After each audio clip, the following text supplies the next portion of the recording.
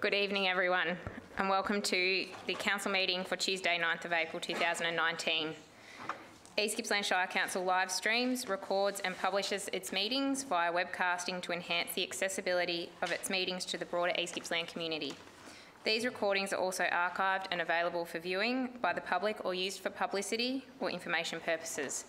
At the appropriate times during the meeting, any members of the gallery who are addressing the Council will have their image, comments or submissions recorded.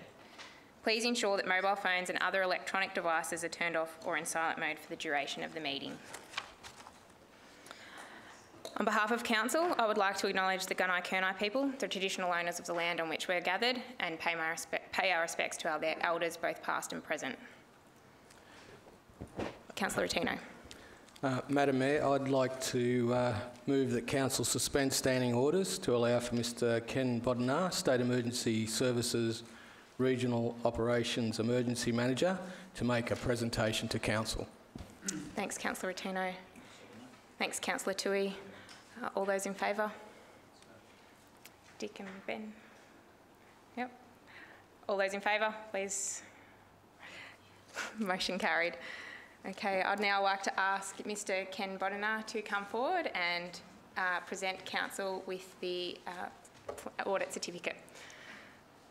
Madam Mayor, fellow councillors, it gives me a great deal of pleasure to make this presentation this evening. Whether you're aware or not, but legislation, it's the Emergency Management Act Victoria, requires that a municipal council must prepare and maintain a municipal emergency management plan, referred to as a MEP for short. They're also required to appoint a committee to assist in that process. East Gippsland Shire has done both, and as a result, SES is charged with the responsibility under legislation to audit these municipal plans once every 3 years. And East Gippsland's plan was audited in September last year. As a result of that audit, the audit consists of 24 questions.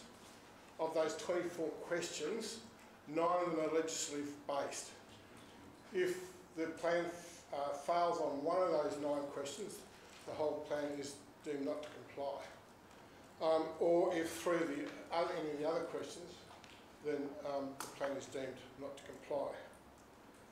East Gippsland's MEP audit got 24 out of 24. So congratulations. Well done. As I said, it was audited on the 9th of September 2018 here in Banstar. The auditor made a couple of comments, and I think it's important that I relay those to you. That he found that the plan was comprehensive, detailed, well structured, and shows a commitment to supporting the community in emergencies.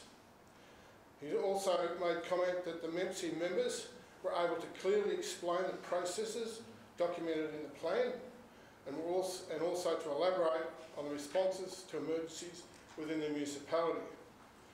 The MEP, excuse me, the MEP has been extensively updated since the previous audit, which shows commitment to the process.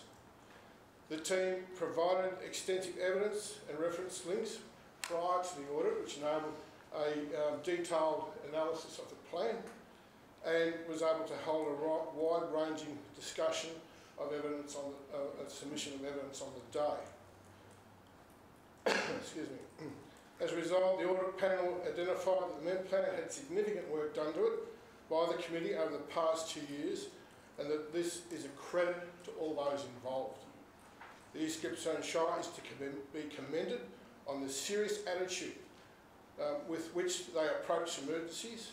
It is also clear that this attitude is community-wide. Their local incident management plans, are referred to as LIMPs, excuse me, clearly have community input and development and are an excellent example of the MEP Committee's partnerships with the community. He actually goes on to cite the LIMP process to say that while there's 26 currently completed and others underway, that the use of the LIMPs allows localised information to be developed and shared with remote communities across the extensive East Gippsland Shire, and would be an ideal for many other large councils to take aboard and consider. And he closed by saying the plan is hereby found fully complies, and therefore gives me great deal of pleasure to present the successful audit certificate. Madam Mayor, the certificate.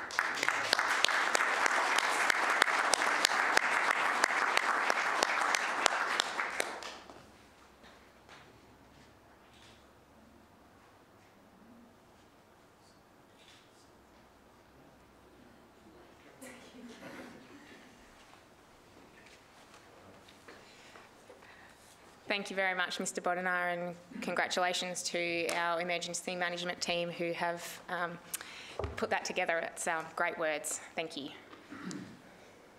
Thank you, Madam Mayor. I'd like to move that standing orders be resumed. Thanks, Councillor Tino. Thanks, Councillor Tui. All those in favour?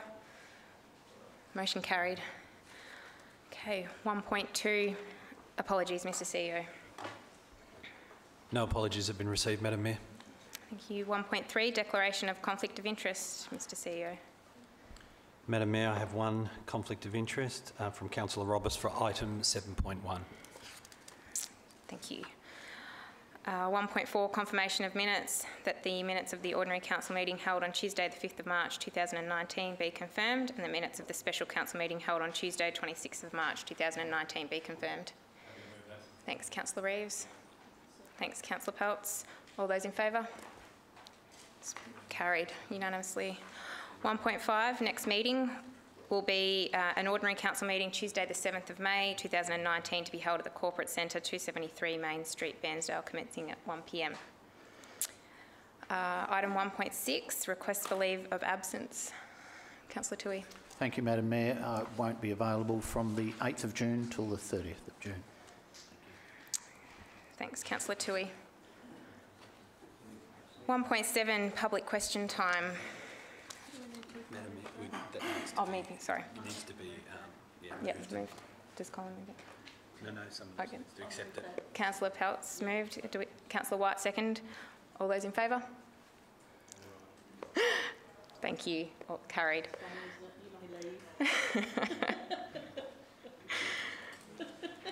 1.7, public question time. Miss Carol Shields, would you please come to the microphone and read out your questions?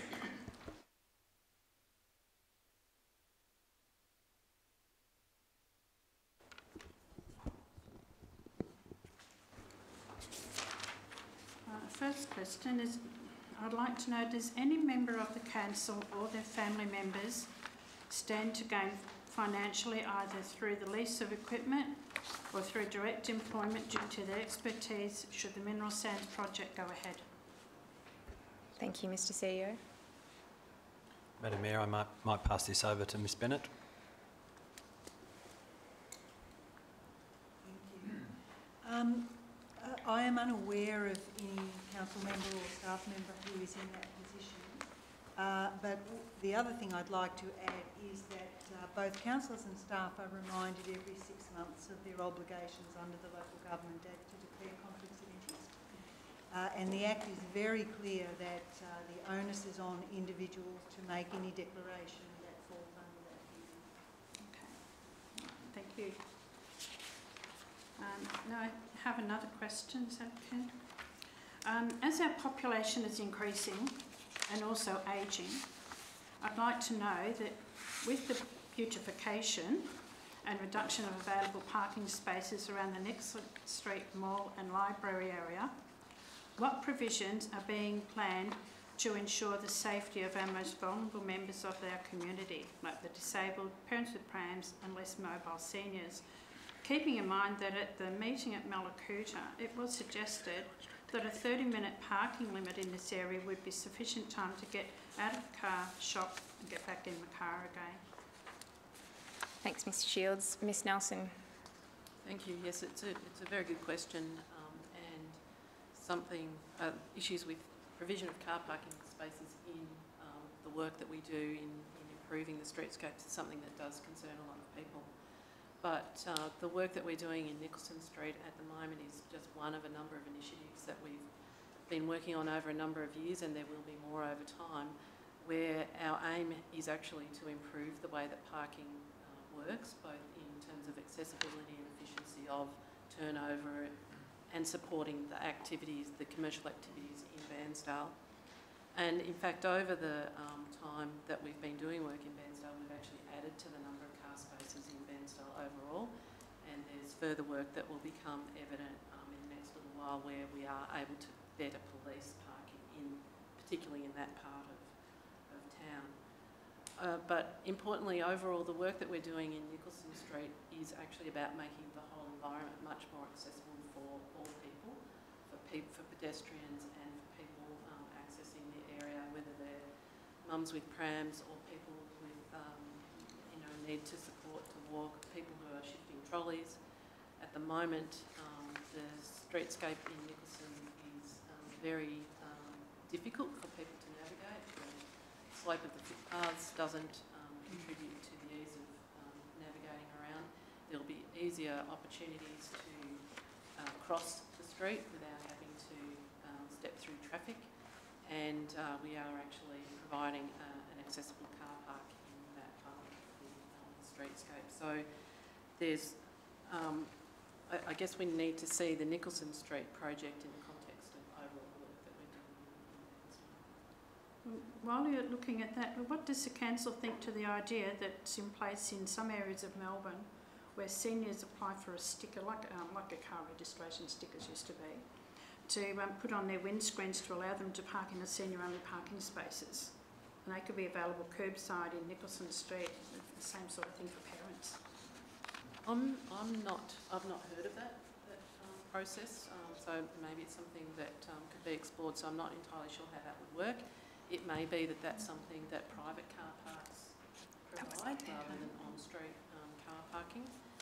But I am aware that the disabled parking permit process allows for people to seek a parking permit, which is the green P rather than the blue P, which actually allows people under with permission from their medical practitioner through the appropriate processes to park for twice the limit that is set.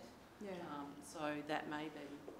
I don't think it's very common that people actually pursue the green parking permit, but that might be something that is an alternative for people who do need more time to move about shopping centre. If you wanted to duck down and have a look at a dilapidated seniors one, there's one out the car out the front. From when I used to live in Melbourne. No, thank you. Thank you, Ms Shields. Ms Karina Turner.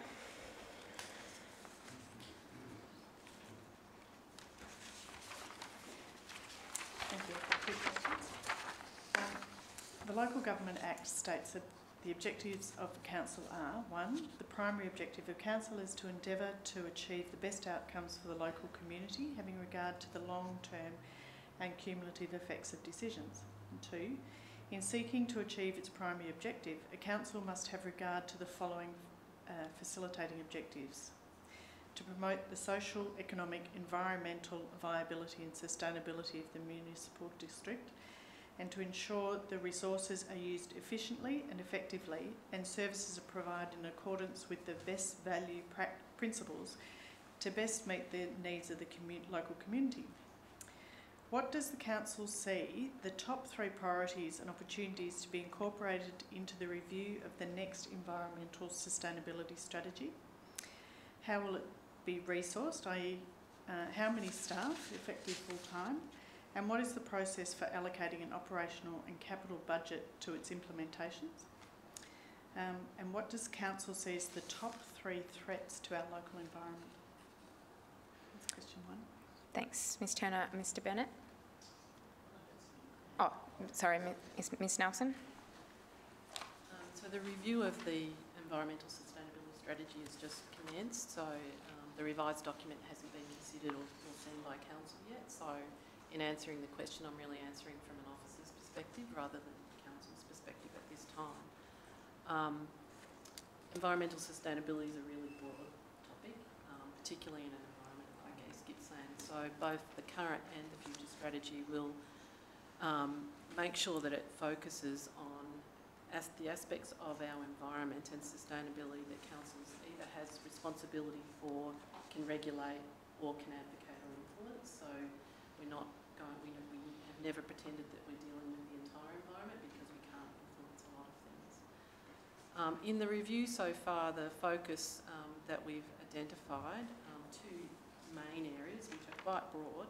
The first one is around climate change, so mitigation and adaptation, so having a really big focus on how our communities minimise their footprint but also are able to adapt into the future, and also sustainable land use.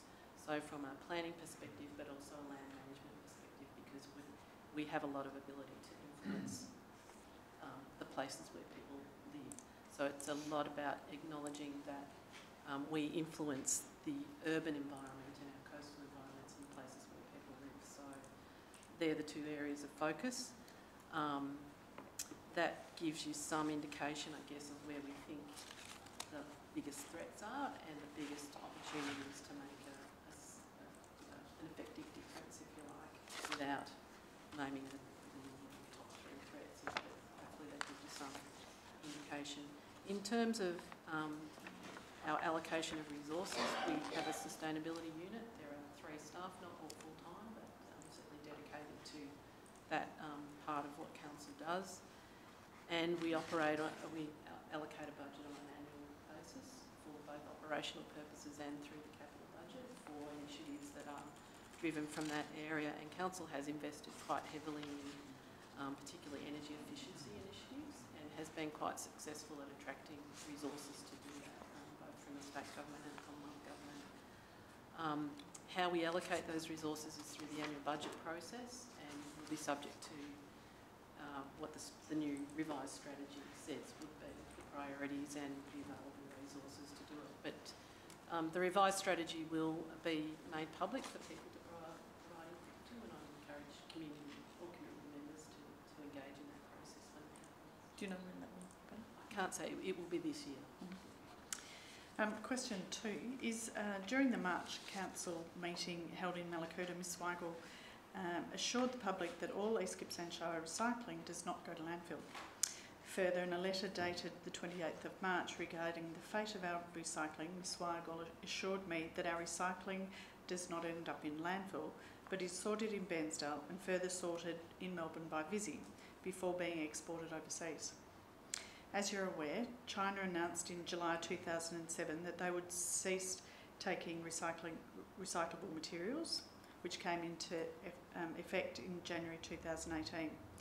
India followed suit last week, upholding the principles, this is the Indian government, upholding the principles of sustainable development and ensuring minimal impact on the environment. This leaves a smaller market for us recycling waste to be shipped to other Asian countries currently accepting waste, such as Vietnam, Thailand and Malaysia. These countries already have poor infrastructure to deal with their own waste, let alone that from developed nations. And according to Cheryl Katz of Yale University, the world needs to sharply cut down on single-use plastic. In December 2017, the then waste educator Michelle Kearns wrote a single-use plastic-free policy, which was on the agenda for Council's consideration, but removed due to other pressing agenda items. It was then rescheduled for February 2018, just after the China ban. It was again removed from the agenda, and it has since not been rescheduled. What does the East Gippsland Shire have? What plan does the East Gippsland Shire have to reduce the amount of plastic produced either by individuals or businesses? Thanks, Ms Turner. Mr Bennett. Thank you. This is not my area, but I've spoken to the manager that does look after that particular area. He's advised me that China is still taking plastics, and the same with India, but they've specified that they want only up to 1% contaminants. So it means that Visy and other sorters down the line are having to process the materials far greater than they ever were, which means that we have to pay additional funding towards that process. My understanding is that we pay a certain amount of money to Tambo Waste. They take the material down to Izzy, and that's then sorted and sent back over to these countries that still take that.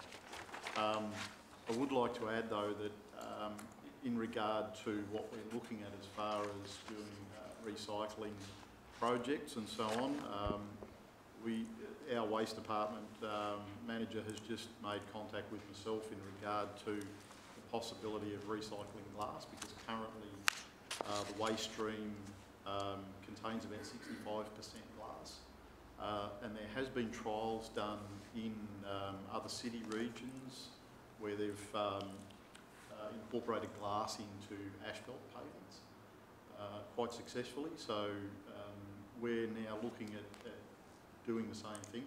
It's referred to as a boutique methodology of recycling, and obviously, you know, it's much more cost effective done in a city environment, where all the plant and that is right there. To entice the people to do that sort of thing down in this region is obviously going to cost more money, but we can always specify in our contracts the reuse of recycled materials in those particular contracts. Obviously, that's going to come at a cost as well. So we're looking at it. You know, we're balancing up the costs versus the benefits and that sort of thing, and that'll be an ongoing process for some time. My question was actually, what's the council doing to reduce the amount of waste produced by individuals and businesses? Sorry, I can't answer that specific question. I'll have to take that one on notice and get back to you. Thank you. Thank you, Ms Turner. Thank you. 1.8 is record of assemblies of councillors for February and March 2019. Thanks, Councillor Peltz. Councillor Reeves, thank you. All those in favour? It's carried unanimously. 1.9 petitions off-leash dog park, Everett Park, and we have speakers for this. Miss Maggie Sukara, would you please come to the microphone? And you have 5 minutes. Thank you for allowing me the opportunity to speak. Last year, after Council put an online vote for preferences for 2 proposed sites for an off-leash dog park in Lakes Entrance, which obtained 120 votes for the most preferred, I applied to speak to a council meeting in October requesting a consideration of what several local dog owners and myself considered a far superior site at Everett Park for a dog park. At that meeting, there were 4 councillors and the Mayor present. Councillors Peltz and Reeve both spoke positively about my proposal. 20 minutes later, Council approved their own proposal and I was left wondering what was happening. I didn't, however, rest on the alternate proposal and drew up petition forms and placed them at various businesses around town. I didn't get out as many as I wished due to having an ill husband, and when I collected them, 3 places had lost them. However, despite all that, I received 240 votes in favour, double the amount the Council had received for their petition. As well, I placed 2 posts on local social media and received over 100 credits in that in favour, with 3 suggesting and even other places and only 2 negative reactions, one being from a person who backs onto Everett Park and one who obviously hated dogs anyway. I sent every councillor the results of my petition and copies of all the signatures to the Mayor. However, only one councillor acknowledged my efforts, which was disappointing despite receiving an email saying that I would be contacted. It appears that maybe ratepayers' opinions are not respected. Councillor Dick Ellis emailed me several times, and on February the 28th he advised that he'd requested the CEO, Anthony Bassford, to halt work on the Palmers Road site until my petition was dealt with at a council meeting. I heard no more after that, but was informed on Wednesday the 27th of March by another supportive resident that work had again started on the Palmers Road site, with the fence being erected. I didn't know whether the issue had been dealt with. I feel the answer is probably no. I then received a letter inviting me to speak again at this meeting. My main concern is that the $67,000 allocation for this area that is a boggy spot. There's no shade whatsoever, and despite any planting now, there will not be any shade for a long time. The watercourse alongside the end fence harbours snakes. In fact, a warning sign was put up there a short time ago to this effect, and it's not central to the town for easy access of tourists to lakes entrance who wish to walk their dogs somewhere closer, rather than unhitching their caravans, as well as the many elderly residents of our town. There can be up to 26 dogs at any of our illegal little dog meets, ranging from a small 4-kilogram dog to a 45-kilogram puppy, and they all get along famously.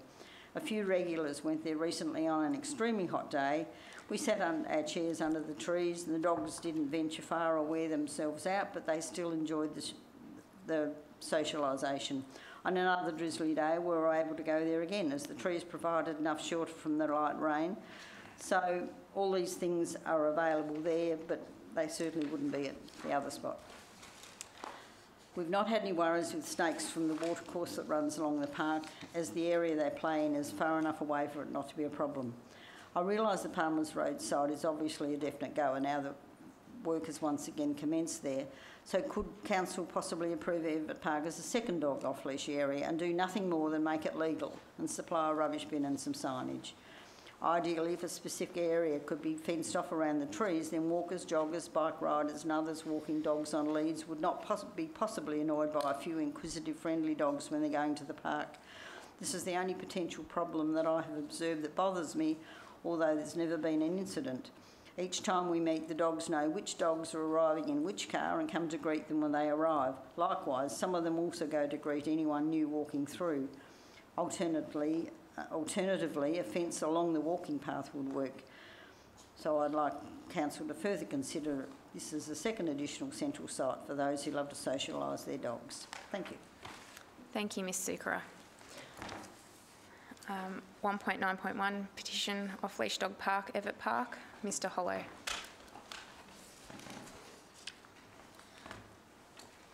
Thank you, Madam Mayor. Madam Mayor, as you've just recently heard, we've received a petition regarding Everett Park becoming a dog off-leash park, and you've heard the head petitioner provide her considerations of that matter. Councillors, you'll be aware that there was 2 sites that were considered for the dog off-leash parks in Lakes Entrance, being 43 Palmers Road and 55 Palmers Road, Lakes Entrance. Councillors can recall that there was consultation done in regards to those particular locations, and was determined by the vast majority of 43 Palmers Road was the better place. Councillors, this site was chosen because there weren't any active user groups at the site at the time, where Everett Park is currently utilised by the CFA and the Lakes Entrance Men's-Shed. Councillors, indeed, we have to be very careful as not to impinge upon everybody's ability to use public open space and to enjoy it for what it's worth. Councillors, furthermore, you'll be aware that we're exploring a proposal to declare the whole of the Shire dog off-lead, except for certain areas, and at this stage a reference group has been established. The reference group, it's hoped, will assist council officers to determine whether the proposal is worthy of further consideration, what areas should remain dog on leash. Given that this reference group and the proposal is only at its infancy stages, I would suggest that we await for that process to finalise. As such, there's a recommendation in front of councillors that effectively notes that 43 Palmers Road, Lakes Entrance is the area that's been declared as dog off leash, that work has commenced at that site, and that we do not accede to the petitioner's request. Notes that the process is underway for the proposal to declare the whole of the Shire dog off leash, and notes that council officers will advise the lead petitioner of council's decision. And I'm happy to take questions. Thank you. Thanks, Mr Hollow. Councillors, are there any questions? Councillor Peltz. Thank you, Madam Mayor. Mr Hollow, with regards to the bit where you said we're entertaining the thought of having the whole of the area being declared dog off leash, I think we've been working on that for probably been a half or 2 years now almost. Wondering when it's going to come to fruition and it's actually going to be in place. Can you advise us what time period we'd be expecting for this to be taking place, please? I wouldn't think that the proposal would reach a finalisation until the latter part of this year. At the moment, we're going through the reference group process to determine the parameters of where areas should be dog on lead and areas that can be off lead. That reference group is got a number of community participants. Upon that reference group coming to some findings about those matters, council will be briefed about it. Councillors can then make a decision as to whether they wish the proposal to proceed further. If we proceed further, there would have to be a whole of Shire-wide consultation process and then obviously a final decision by councillors. So I would be suggesting to yourself, councillor, that it be in the latter part of this year that we would get through that potential string of decision making. Thanks. Councillor Ellis. Thanks, Mr Hollow. As you know, I've been chasing this issue up on behalf of Mr Segura and other residents of Lakes Entrance for some time. 3 weeks ago, at a council briefing, I asked whether or not there'd been any further information come forward in relation to a secondary dog off-leash park, which was granted approximately $200,000 worth of funding in the public sector from the regional partners group. I'm wondering if you have, since that time in the last 3 weeks, gained any further information as to what is occurring with that grant, and has there been any development with any alternative park in Lakes Entrance? Mr Holton. Thanks for your question, Councillor Ellis. In Friday last week, I did provide councillors through a separate communication information regarding progress towards the establishment of that private dog park.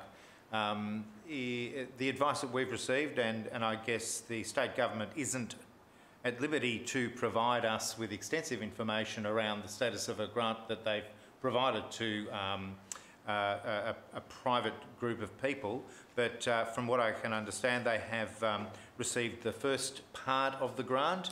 There are a number of milestones they must meet before receiving further funding, and they do also need to provide evidence that they have planning approval for such a park to proceed. We have not at this stage seen any application for planning permits or otherwise in respect of that proposed privately operated dog park. Thanks. Any further questions, councillors? No, there's a motion before you. Do I have a mover? Thanks, Councillor Rotino. Councillor Tui, second. Are there any speakers? No. Any speakers? I would like council to acknowledge the good work of Mr Security Group in bringing forward a public wellbeing issue towards us. I acknowledge the work and the point of view in relation to Everett Park. The point is, of course, that Everett Park is a central place in Lakes Entrance, and that southern side of the drain is not a very heavily used piece of land. I'm pleased to see that the area is being used at the Aquadome site for the, let's say, short term until we can get this Shire-wide proposal up and running, and I encourage officers to work hard to get that done sooner than later. Thank you. Any further speakers? I'll put the motion. Oh, Councillor Peltz. If I may, you know, this issue I'm finding incredibly frustrating, as I believe the community probably is too. When we first came onto council, probably in our second term, it was something that we felt was a really good idea in finding dog off-leash areas, and we did request that they would find one in all of our townships, and at this stage we've managed to only find two, one in Lakes Entrance and one in Bairnsdale. And it's not through the lack of trying. I think there's quite a lot of rigorous compliance that actually goes with something like this. For a dog owner myself, passionate dog owner, You know, I'd like to be able to walk my dog off the lead, and I feel a lot of people in the community view their animals as part of their family, and they have well-trained animals. The bottom line is, please be respectful for the process that our officers are undergoing. I would wish that we would be here tonight moving a complete dog off leash area in our region, because I feel that's the way we need to be in our modern lives. But I do respect there are a lot of people that are scared of dogs, and they haven't had the fortunate time of being able to have them involved in their lives. So I guess with that respect, we need to be respectful of them and stick to the rules as they are now. So with that, I will be supporting this motion, but I would plead that the group that is undertaking the works on the dog off leash area, that they might be able to come to some kind of arrangement by the end of the year, because the community is waiting on it, basically. Thank you. Thanks, Councillor Peltz. If there are no further speakers, I'll put the motion to. All those in favour? All those against? Motion is carried unanimously. Thank you, Mr Hollow. Joe and Colin. Item 2, notices of motion and/or rescission. Mr CEO. None have been received, Madam Mayor. Thank you. Deferred business is nil received. Item 4, councillor reports. Councillor Toohey. Thank you, Madam Mayor. I have done a report and sent it in to council. Probably one point that I'd like to bring up. One of the things I did on the 23rd of March, I went to the Bruthen and District Neighbourhood House Drought Relief Family Fun Day, and I must say I thoroughly enjoyed it. I went up there with my wife, my daughter, granddaughter, grandson, and it never ceases to amaze me what our volunteers in our community do for their communities. We had a terrific day up there, and the support that the neighbourhood house was given by various businesses up there was just outstanding. So I would like to compliment them on what they've done for their community, and I hope to see them doing it again next year. Thank you. Thank you. Thank you, Councillor Toohey. Councillor Rotino. Thanks, Madam Mayor. Madam Mayor, I'd like to, as part of my report, wish to foreshadow moving a notice of condolence following the passing of Mr Bill Gamble of Forge Creek on the 21st of March 2019. Bill was a former City of Bairnsdale Mayor and East Gippsland Shire Councillor, and made a great contribution to community through his involvement with local government service clubs such as Rotary, along with numerous advisory boards and reference groups during his years as a councillor. Bill moved to Bairnsdale as a 7-year-old, then on to Raymond Island. He attended Bairnsdale 754, Painesville Primary, Bairnsdale High, then went to Melbourne to complete his civil and structural engineering studies before beginning work in Melbourne, and then on major projects all over Australia. Bill moved back to East Gippsland in 1976 with his family to open a consulting engineering office. GAMCorp still operates from offices in Bairnsdale and Melbourne and manages projects all over Australia. Bill's passion for the Gippsland Lakes was evident through his love for boating, including serving as Commodore of the Gippsland Lake Yacht Club. In the City of Bairnsdale days, I remember Bill's strong leadership that saw us plan and purchase the land for the current East Gippsland Waste Facility at Johnson's Road, push through and build the indoor aquatic centre against some public opposition at the Bark, and the construction of this corporate centre here in Main Street. All three key strategic projects had happened some 30 years ago. We extend our sympathies to his wife Claire Lease, his children Martin and Megan and their families, his grandchildren and great-grandchildren. I'd like to move that Council provides a letter of condolence to Mr Gamble's family in recognition of his commitment to the East Gippsland community in both civic and business life. Thank you. Thanks. Thanks, Councillor Ellis, seconding that. All those in favour? It's carried unanimously. Thank you for your words, Councillor Rotino. Did you wish to? Thank you, Madam Mayor. Just briefly, a couple of things that I would like to talk to out of my report was the GJAC Academy graduation on the 18th of March.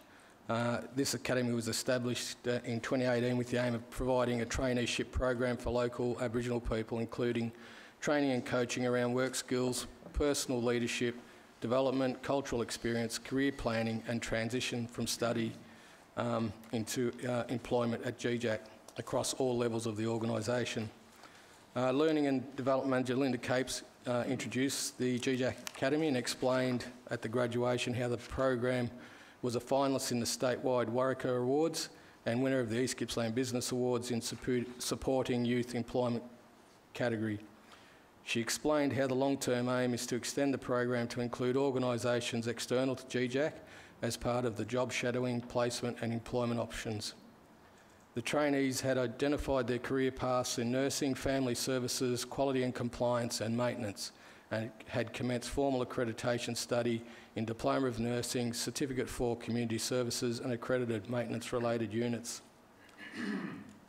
The other item that I wanted to mention was the Warara Warren Mountain Pathway to the Sea Aboriginal Art Exhibition.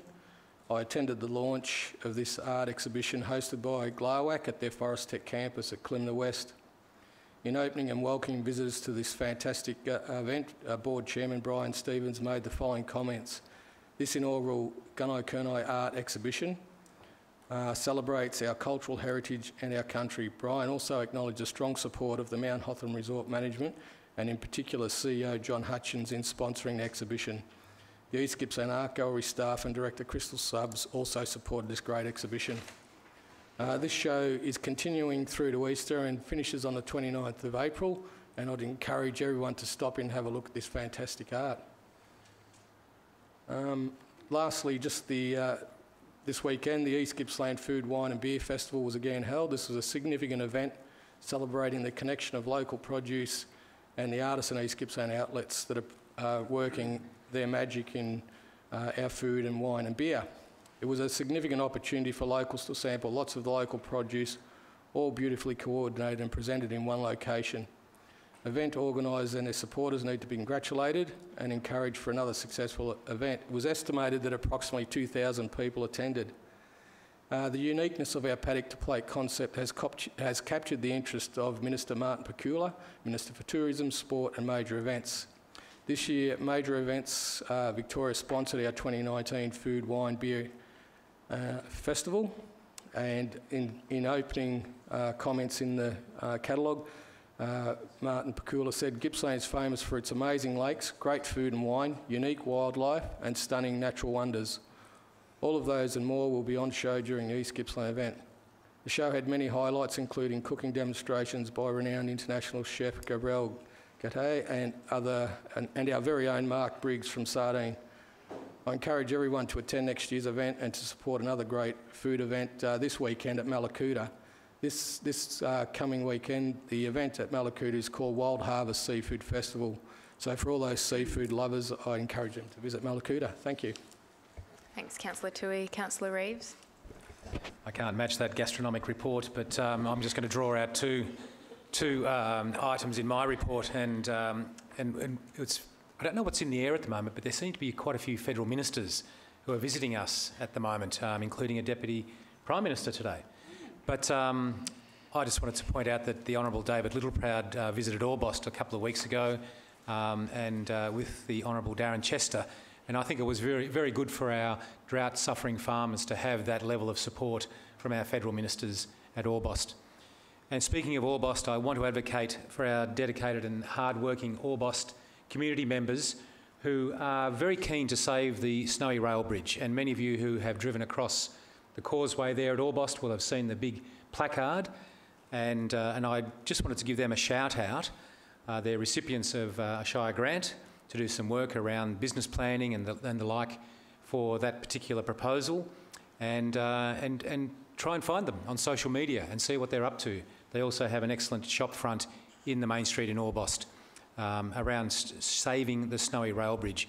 And I'm sure all councillors and community members are looking forward to understanding the outcomes and perhaps the potential future of that bridge. That's enough for me for the moment. Thanks, Councillor Reeves. Councillor Roberts. Thank you, Madam Mayor. My highlight for the month was attending the opening of Codebreakers Winning in Games at the East Gippsland Art Gallery. The latest exhibition at the East Gippsland Art Gallery celebrates the achievements of Australian and New Zealand women working in video games. Did you know that 50% of gamers are women? Maybe, but how much do you know about the integral role that women have played shaping gaming? Though they still comprise less than 10% of the industry, the contribution of women to this $140 billion industry is enormous. The fantastic exhibition has come from the Australian Centre for Moving Image and is a fantastic display of critically acclaimed video games made by Australian and New Zealand women, working in different capacities as directors, programmers, developers, digital artists, writers, producers, and designers. The exhibition really is not to be missed. And as always, Crystal and the team supported by the incredible volunteers have done a fantastic job. Thank you. Thanks, Councillor Roberts. Councillor Buckley. Nothing gastronomic, thank you. I'll pass. Thank you, Madam Mayor.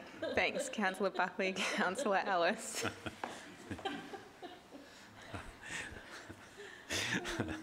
All right, be very quick. This month flew by and I was really busy, but when I came to do my report, found, like I guess the others, there's not a lot just to put to for this meeting. I attended the Australian Coastal Council's conference in Kiama. The conference was an outstanding success, highlighting many of the challenges that face our coastal councils.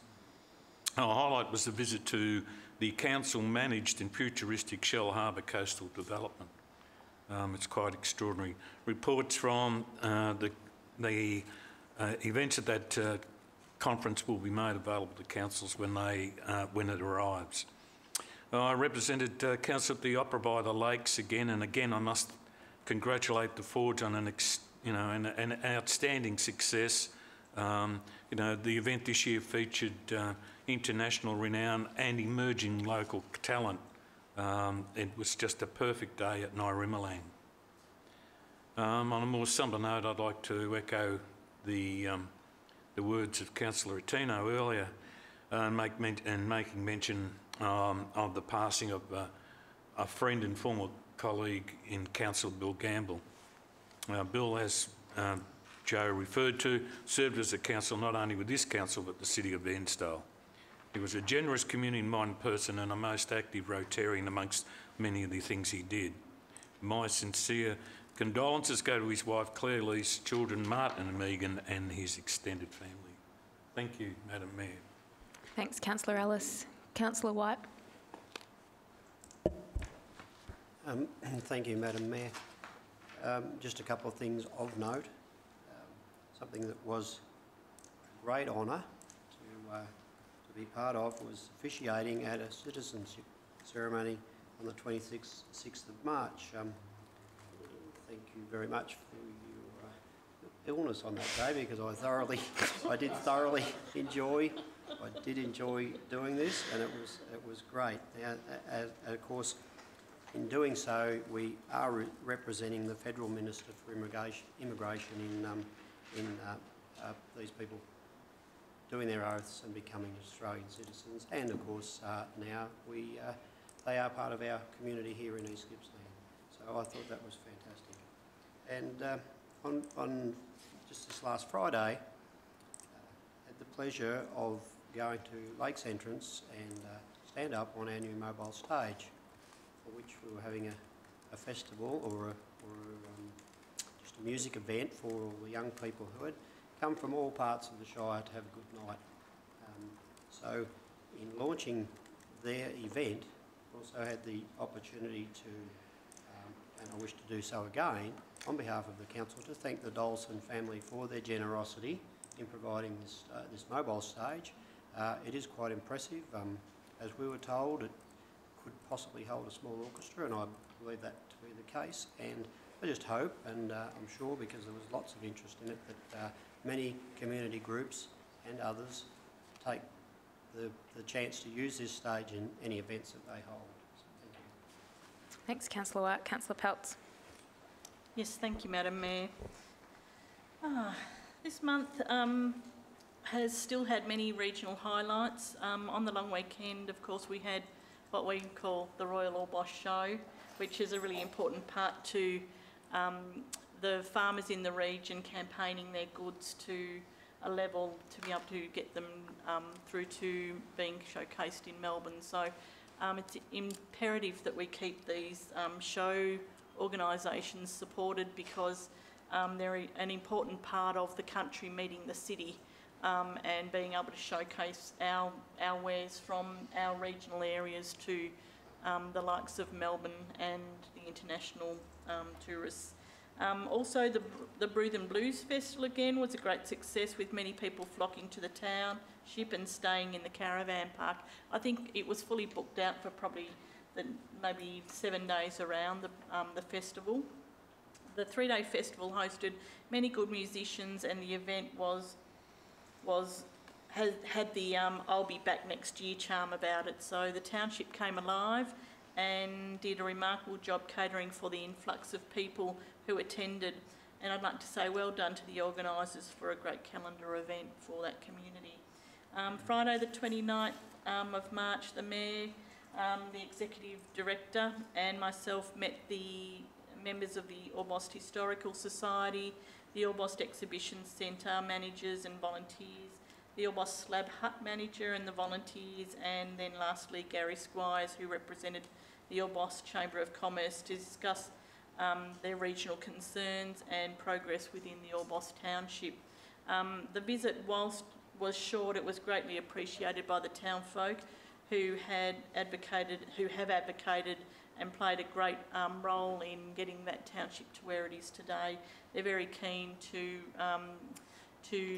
have their area heard and the readdressing as their township evolves into a new town of the future. So they're really appreciative of that, and you know, I think they're very keen to make sure it happens in the right way for them.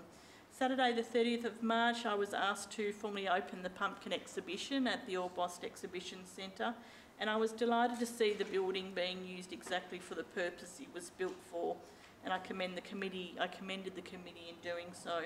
The exhibition included works from various local artists, and many of the school children had enthusiastically made works to exhibit for the exhibition. This exhibition is combined with a bit of historical pumpkin growing data in the region, and is for the school holidays, and will close at the end of Easter, I think after Anzac Day, which is coming up shortly.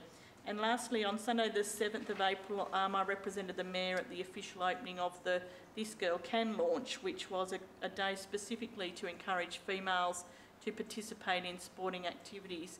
When I was reading out the facts, I was quite confronted with the statistics that 52% of women are worried about being judged whilst exercising. 41% of these people fear of embarrassment, are worried about being judged while exercising. Fear of embarrassment was so bad it stopped them from being active. And 1 in 5 women do not do any physical activity in a week, and women are much more unlikely to be less participating in organised sports than men, and their participating rates drop off as they get older, and I thought that was really sad for the females. So the whole concept of the day was to have a go at things. They had stand-up paddle boarding, they had a nice yoga class which I went home and got my gear and attended with the ladies, and then they had some other exercise classes on as well. So it was a really nice day. There was probably not so greatly supported, but I felt probably from a lack of advertising and putting out to the right market. So other than that, it was really nice, and it was great to be able to spend some time with the women up there. Thank you, Madam Mayor. That's the conclusion of my report. Thanks, Councillor Peltz. I'll just touch on the couple of big events that we had today, which was a visit from the Deputy PM, as Councillor Reeves alluded to, Minister Michael McCormack and our federal local member Darren Chester, who were making a big announcement at Bulmer Farms today around $10 million allocated to on-farm water infrastructure to support our horticultural industry, which is a massive investment for our region. And they also then joined us at the Giles Street Bridge opening, which connects our two important industrial areas of Bairnsdale, and as we heard, it's been a long time in the making, I think around 30 years. So it was great to see that finally open, and pleasing to see the Deputy PM and federal member also in attendance. So I'll leave that there. Thank you. Okay, item 5 is 5.1, Strong Communities, 5.1.1, Arts and Culture Progress Report 2017 and 2018. Ms Kate Nelson. Thank you, Madam Mayor. The purpose of this report is to provide councillors and the community with an overview of the range of activities that have been taking place in the arts and culture sector across East Gippsland Shire. And it doesn't include a report about every single thing that's happened over the last couple of years, but certainly includes some important things, including some case studies to give you an idea of the range of activities. And certainly councillors tonight have talked about some of the arts and cultural activities that they've participated in, so it's a big part of the community. The actions that are being taken are being guided by recommendations that council adopted from the Creative Communities Advisory Board, which was in place to advise council a number of years ago, and they left us with a strategic action plan to progress more strategic work in the arts and culture area. A couple of key strategic initiatives worth mentioning,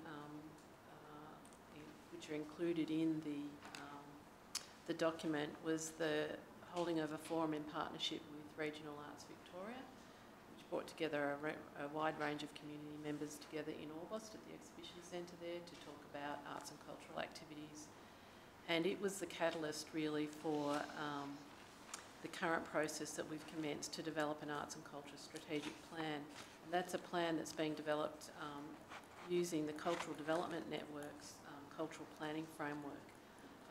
That's something that will be presented to council and the community over the next few months, and something that we hope will guide strategic activity in arts and culture and creative industries, if you like, into the future.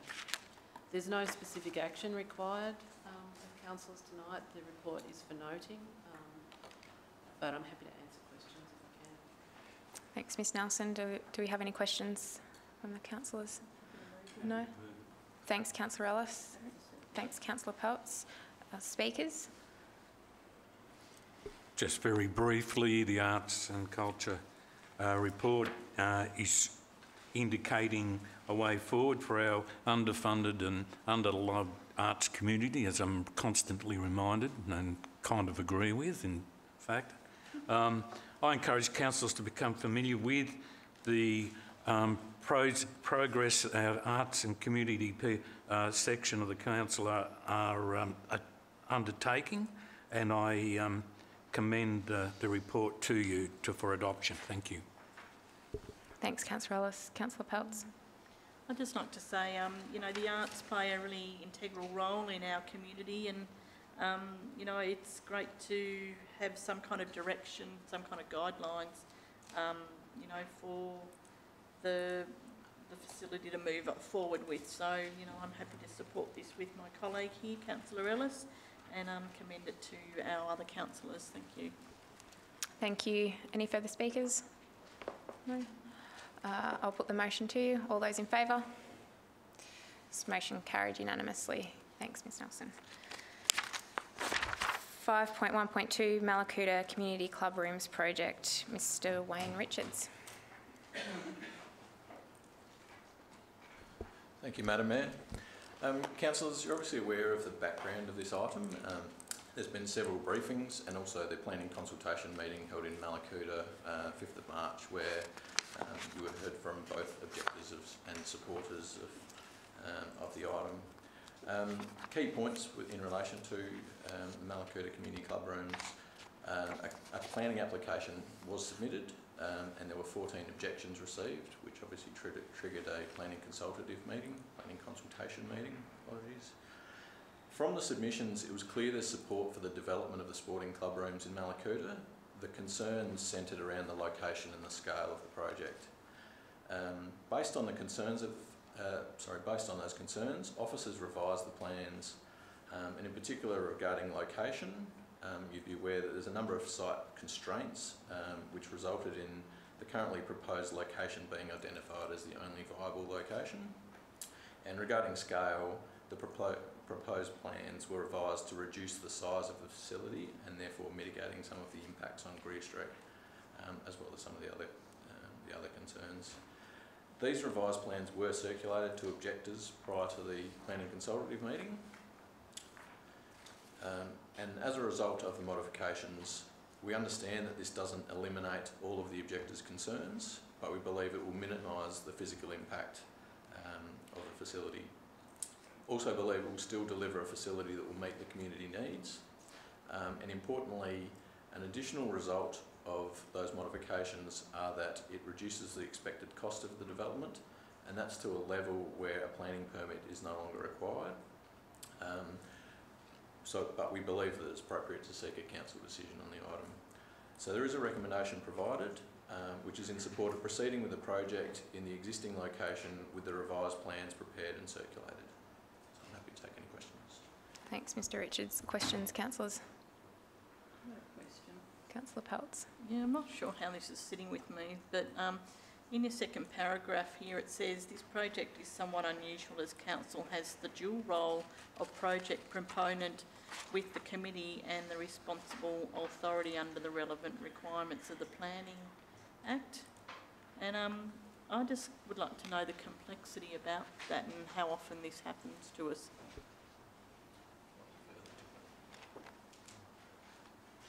I think when we look back, we could only think about one or two other scenarios where we find ourselves as the proponent of a project where there are objections to it as well. So while we have committed through the budget and funding applications to deliver this project, it still requires council approval from a planning perspective. So it is a slightly unusual situation where we're dealing with objections to our own project.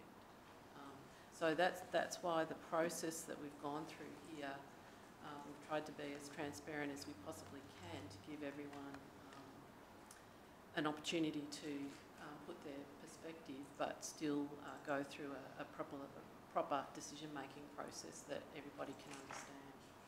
So it is an unusual situation that we find ourselves in. Can I have a follow-up? In respect to the Malakuta boat ramp, was that not an unsimilar situation?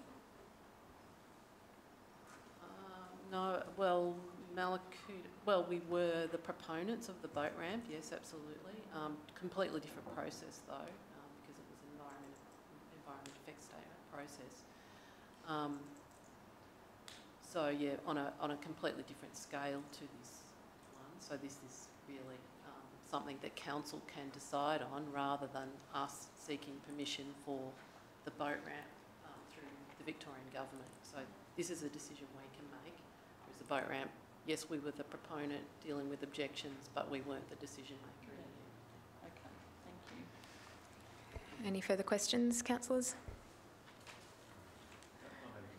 Thanks, Councillor Reeves. Do we have a seconder? Councillor Rotino? Yep. Speakers? Councillor Reeves?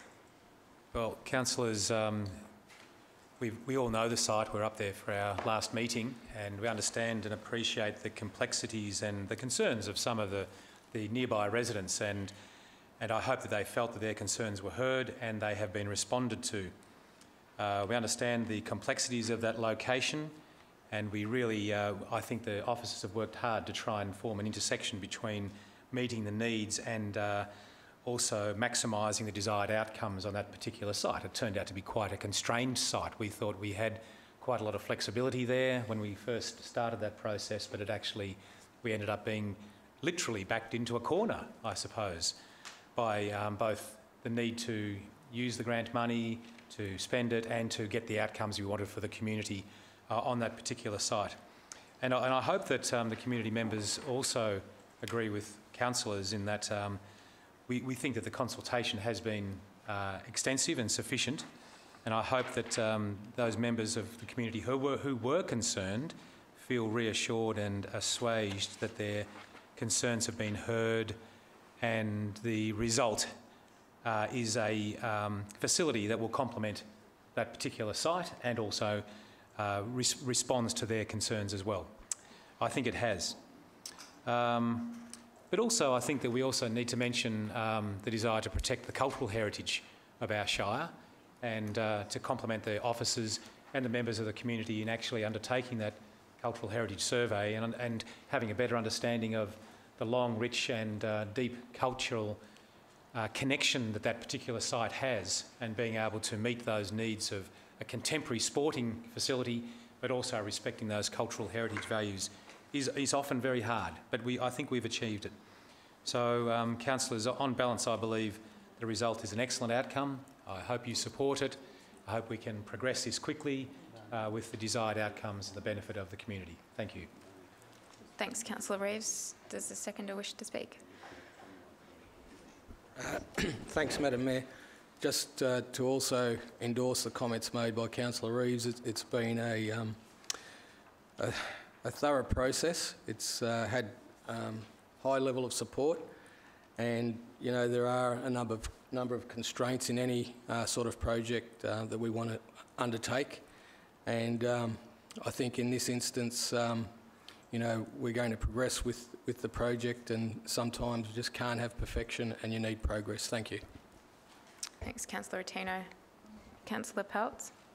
Yeah, I'd just like to say our visit to Mallacoota was really great, and I think the officers did a fantastic job in explaining the complexities with regards to this project, because there were cultural heritage issues with the first proposal, and then there was the bushfire overlay with the first proposal, and the second proposal is just out. The one that we're actually going with is just outside the bushfire overlay issue that we have.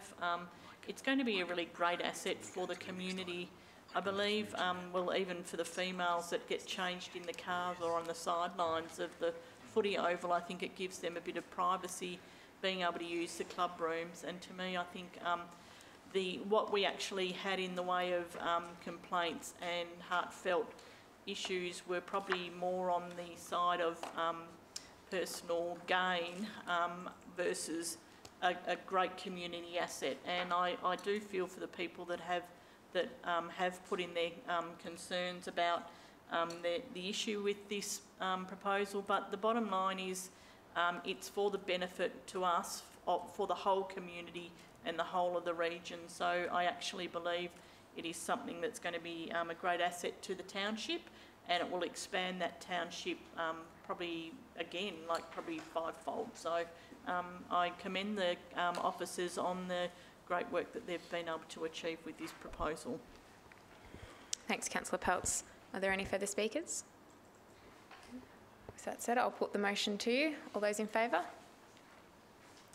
Motion carried unanimously. Thank you. Thanks, Mr. Richards. Before we move on to the next item, Mr. CEO, did you have a comment?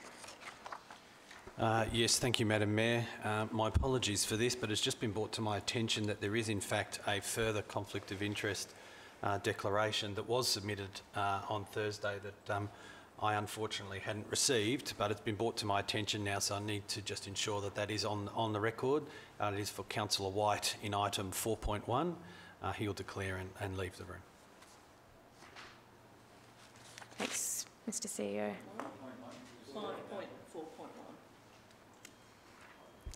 5.4.1. My apologies.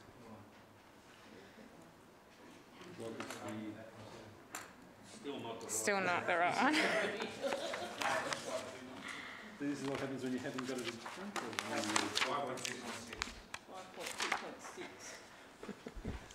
you. So just for the record, 5.2.6, and Councillor White will leave the room. My apologies for the late notice of that. Thank you, Mr CEO. 5.2.1, petition off-leash dog park, Meetung and surrounding areas. And we have a request to speak from Miss Louise Stoltz. Thank you, Mayor and councillors. Yes, we have to go back to that, I'm afraid. The other day, I belong to the Meetung Bloodhounds. It's a charity group for the local area. When I say the local area, for the last thing we did, it was for the CFA and the wildlife bush shelter. That was a dog show. That was my idea to put on. And Swan Reach Reserve is where it was done. We didn't get that much publicity because it is just a small group of people. We had 150 people come with their dogs. They came because they were told and they wanted to socialize their dogs with other dogs. They wanted to talk to other people who also were dog lovers. I sent you with the petition all the health reasons that there should be one for the dog and for the people especially. Now, I really don't understand. I belong to this reference group. I joined it, and I'm very glad I did, about the off-leash. Because we came from Paran. My husband's a retired medico, and it was a big sea change. But one thing we were really pleased about was that we were going to be in the country, and being dog lovers, that was going to be great. We could not believe that it felt so hostile with all the leash, have to be on the leash and stuff. It felt like people must hate dogs here. And yet in the village, you see 90% of the people have a dog while they're having their cappuccino in the morning. Now, I still don't understand how that is relevant to a dog park. Because if you're walking your dog like you do, and like I do, I have a very well-trained standard poodle, that's fine. And if they're already social, and if they're mature. But if they're a young dog or an old person that can't make that walk, that 6-kilometer walk or whatever we do to get to the village for exercise, then the dog park is essential. And it's essential for this people, the ratepayers, for them to stay healthy. And I can give you so much stuff, but it would be more than 5 minutes of why that people should be allowed to socialize at a dog park. This takes care of the people who don't like dogs. If you've got a fenced-in dog park, it takes care of both. But if it's just about off-leash, and I don't know if that's just to save money to put a dog park in. A dog park is a fence. It should be, the grass needs to be cut. We need trash cans. We need a water fountain for the dogs. And we need it to look nice with some trees. That Meetung, the Friends of Meetung would be glad to give us all we need.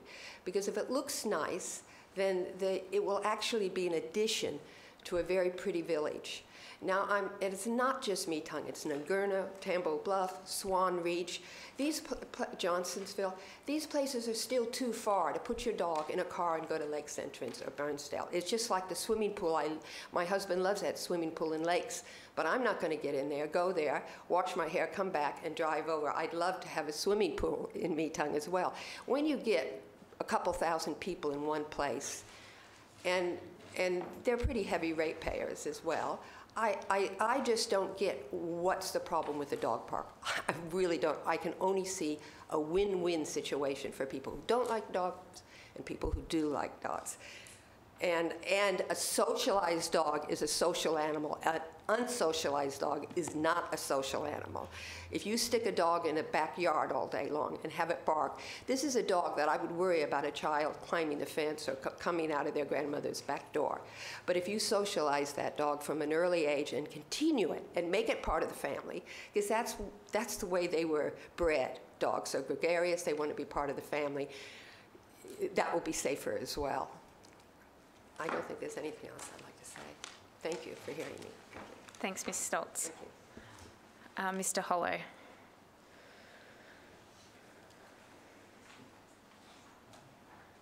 Thank you, Madam Mayor.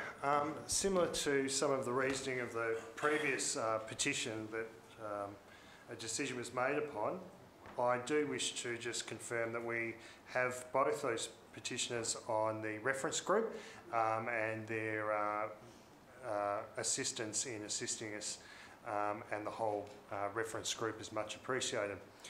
Councillors, similar to the past petition, we have a process in place. That process is about determining the parameters of where dogs should be on lead and where dogs should be off lead. It doesn't necessarily suggest that council would not turn its mind into the future about the creation of dog parks.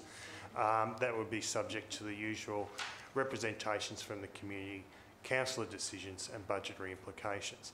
But this is making sure that we can get the legislation clear in East Gippsland. It's making sure that different people who exercise their animals in different ways can do so appropriately. And we too at council recognise the health benefits, and the health benefits not just to the dogs but to people from the ability to take their animals off leash and exercise them. On that basis, councillors, there's a recommendation similar to the previous recommendation that notes the process that is currently underway, determines not to accede to the petitioner's request, and notes that council officers will advise the lead petitioner of council's decision. Thank you, Mr Hollover. Mr Holton, did you have something further? And on the very rare occasion where my colleague Aaron hasn't, provided all of the facts, I just would elaborate just one thing, that to create a fenced dog park anywhere would require a declaration for that area to be, under current circumstances, to be declared dog off leash. So in declaring a dog off leash area for every dog park that would need to be established, that's a process we would have to go through on every one of those occasions. In determining the areas where we're going to determine, dog off leash, we get all of them in one hit, thereby paving the way for future establishment of fenced areas where they are appropriate and serve the community best. Thanks, Mr Holton. Questions, councillors? Councillor Ellis. Numbers spring to mind, and the first one I'll do is, how much work is really involved in making these declarations for a dog off leash area? So, councillor, there's a requirement. One of the difficulties about declaring a dog off leash area, so to declare an order to have an order to declare an area dog off lead, is that we firstly have to consider whether council would wish to establish a dog park area, and that's to take consultation of the wider community. It's appropriate to take consultation of the wider community because some people don't necessarily have the view that areas should be utilised for that purpose, and some people have different views about dogs not being on a leash. So that does take some time, and then you've of course got to go through the official process of actually declaring and having a report come before council, and of course then there's the establishment of the actual facility. So overall it can take some time, upwards of sometimes up to 6 months.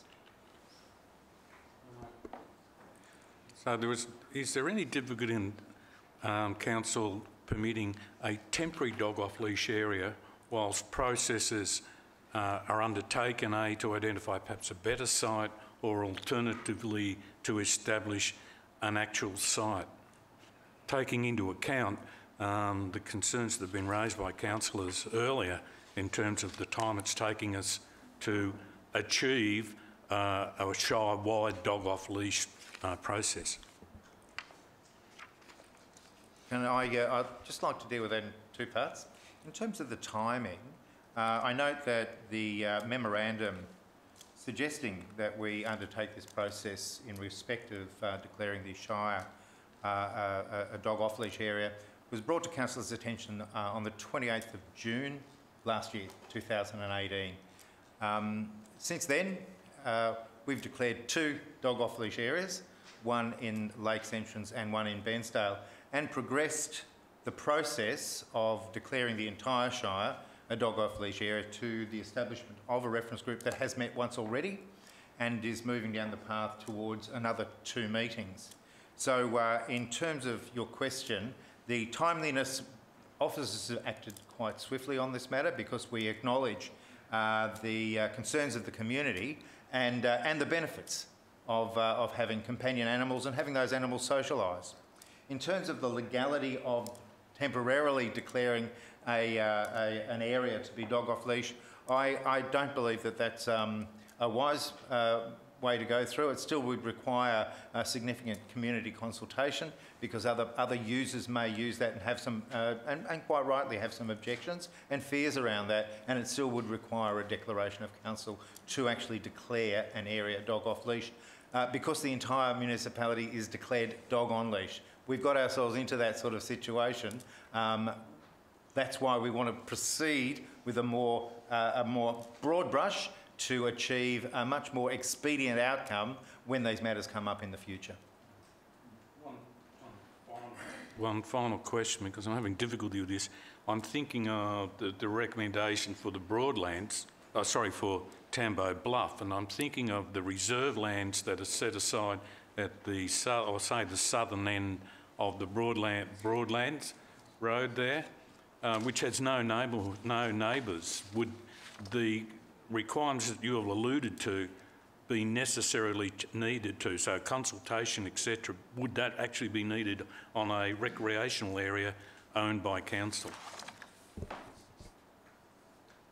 In short, yes.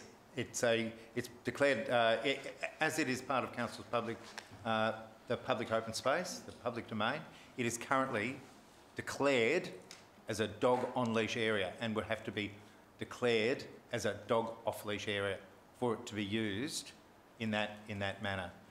Regardless of whether an area is a dog on leash area or whether a dog is an off leash area, whether an area is a dog off leash area, owners of dogs are still required to have the dogs under their effective control.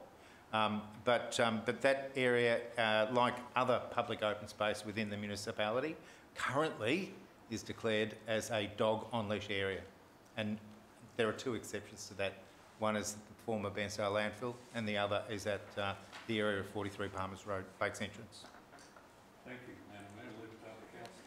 Thanks, Councillor Ellis. Any further questions, councillors? No?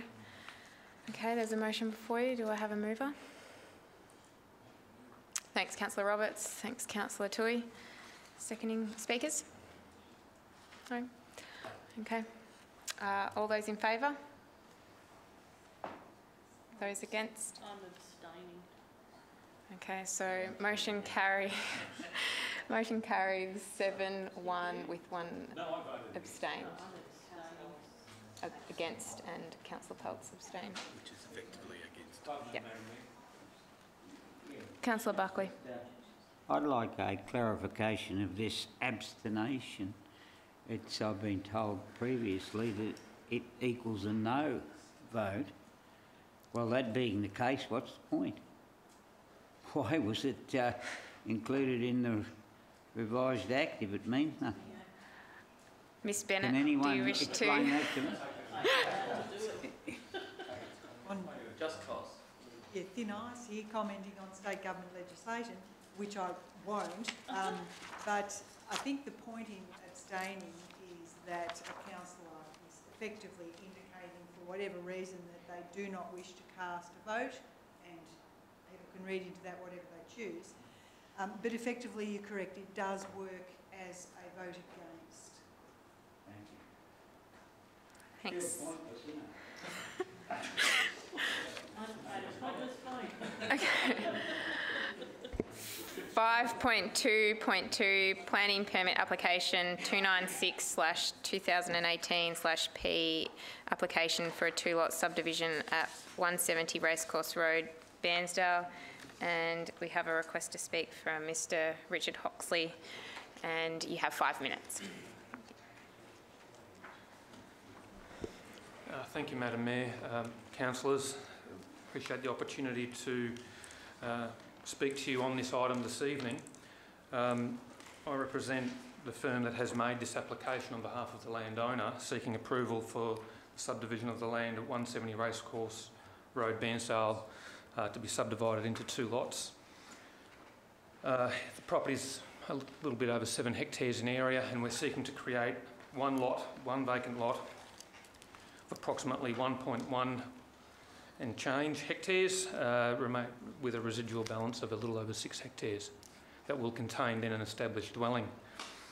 There's a number of concerns we note that have been raised in the officer's report that culminate in a recommendation for refusal. We're somewhat disappointed by this, but nonetheless, we appreciate the opportunity to put our case before you this evening. There's a number of things that are summarised and I've otherwise picked up in the report, which I believe I'd like to highlight to you, I guess, in favour of the proposal as distinct from being against it by the report. First thing it makes mention of is that the properties contained under the Bairnsdale Growth Strategy is a no residential development area. Well, the first thing is that the Bairnsdale Growth Strategy is now 10 years old. It's yet to be reviewed. It's probably in most planning strategic requirements these days about due to be reviewed to make sure it remains relevant to the planning of our town.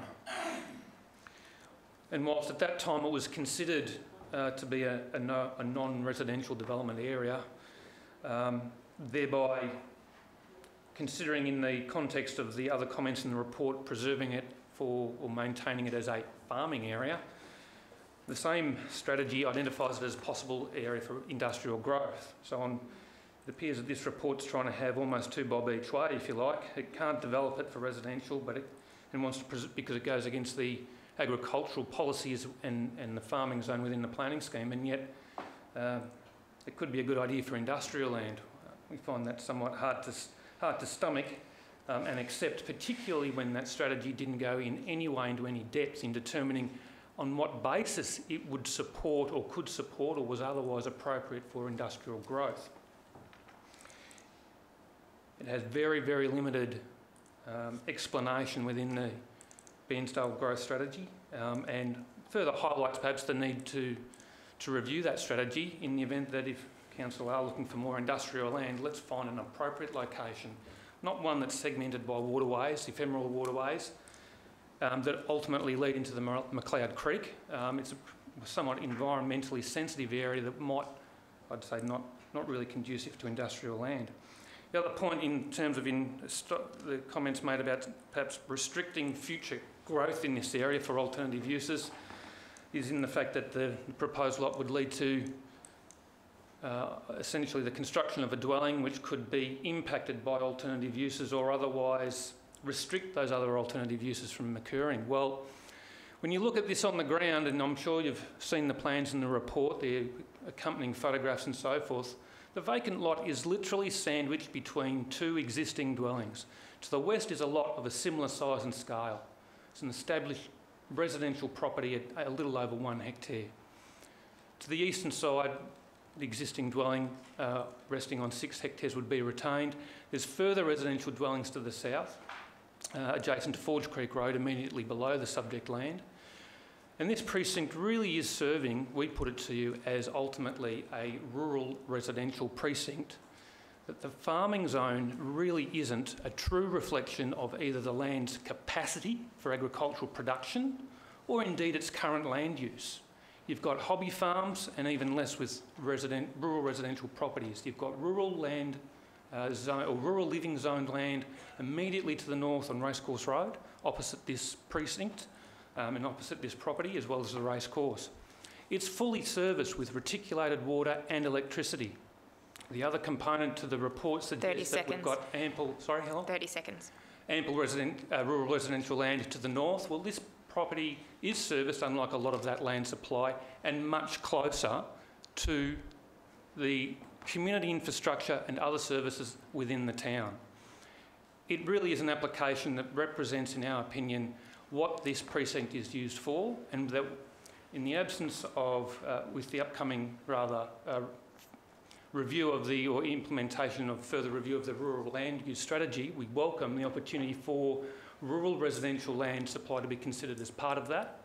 Now, if Council are concerned with this proposal tonight, at the very least, if not otherwise supportive of it, we would ask that any decision be deferred until the end of June, when we believe the current review of the rural land use strategy to implement to also consider rural living zones land supply is also included and considered. Thank you. Thanks, Mr Hoxley. Mr Hollow. Thank you, Madam Mayor and councillors.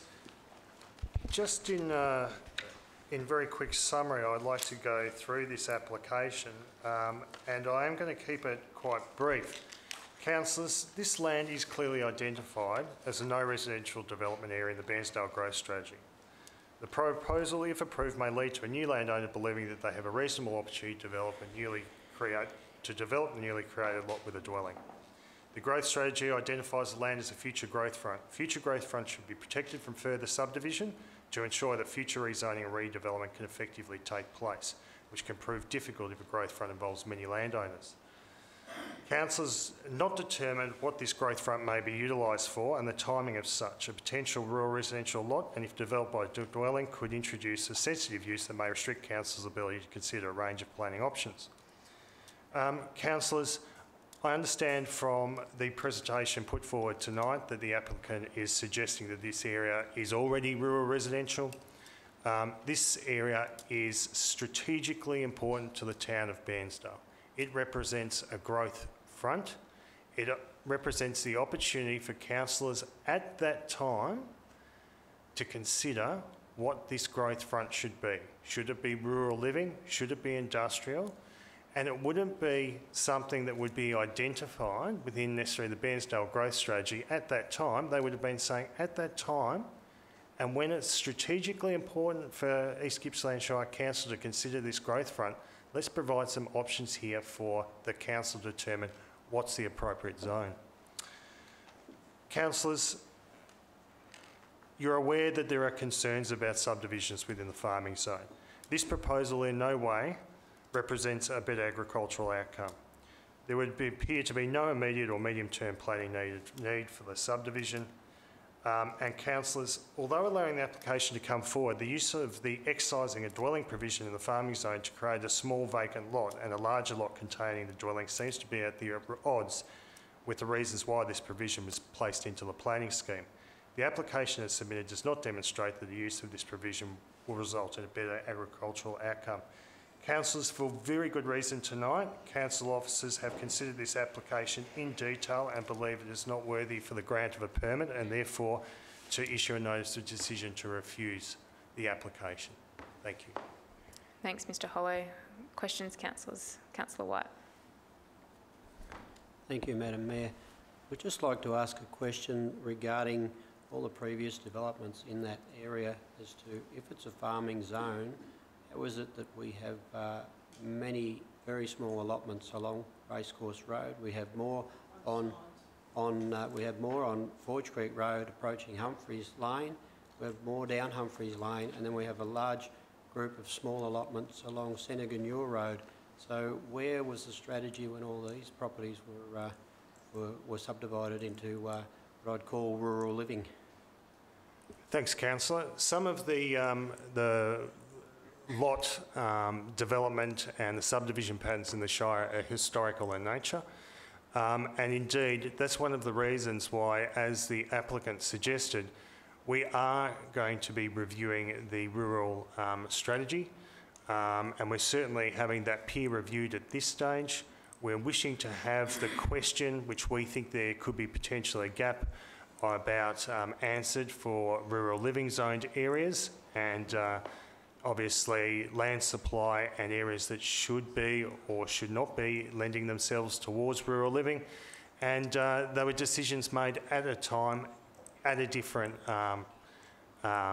planning horizon, and you do get some historical and legacy developments that if we all had our 2020 vision on, we would be saying that we shouldn't have gone ahead with it at the time.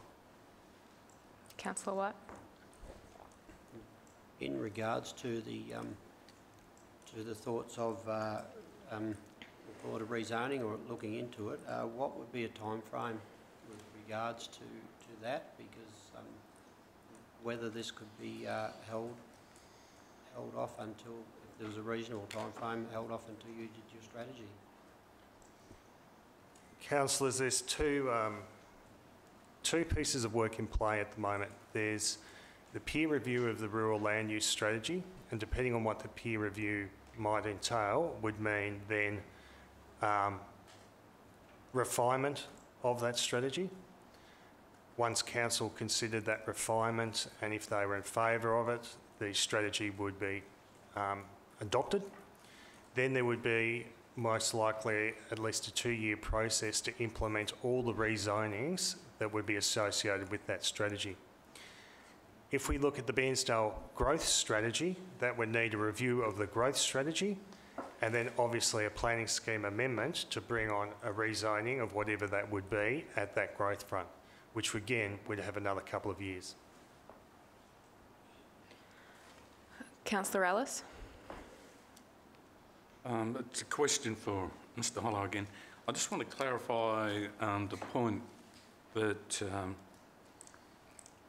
Mr Hoxley mentioned, and that was that there was a review to be released in the end of June in relation to planning matters, and I'd be interested to see, A, is that factual? I'm not questioning Mr Hoxley, of course, but I'm just, is that factual that what he's reporting is that that review could impact upon this decision? And 2, if we were to consider deferring that a decision this evening, would that impact in any negative or positive way upon the outcome? I'll take that one, Councillor Ellis. What we're actually doing is doing a peer review of a previous document that came into before councillors for their consideration, which was the Rural Land Use Strategy, which came in here in 2016. Given that there are pressures on these growth fronts and there are a variety of missed opportunities within our rural land areas, as the strategic planning team identified this, we determined that it would be good to have another look at that rural land use strategy.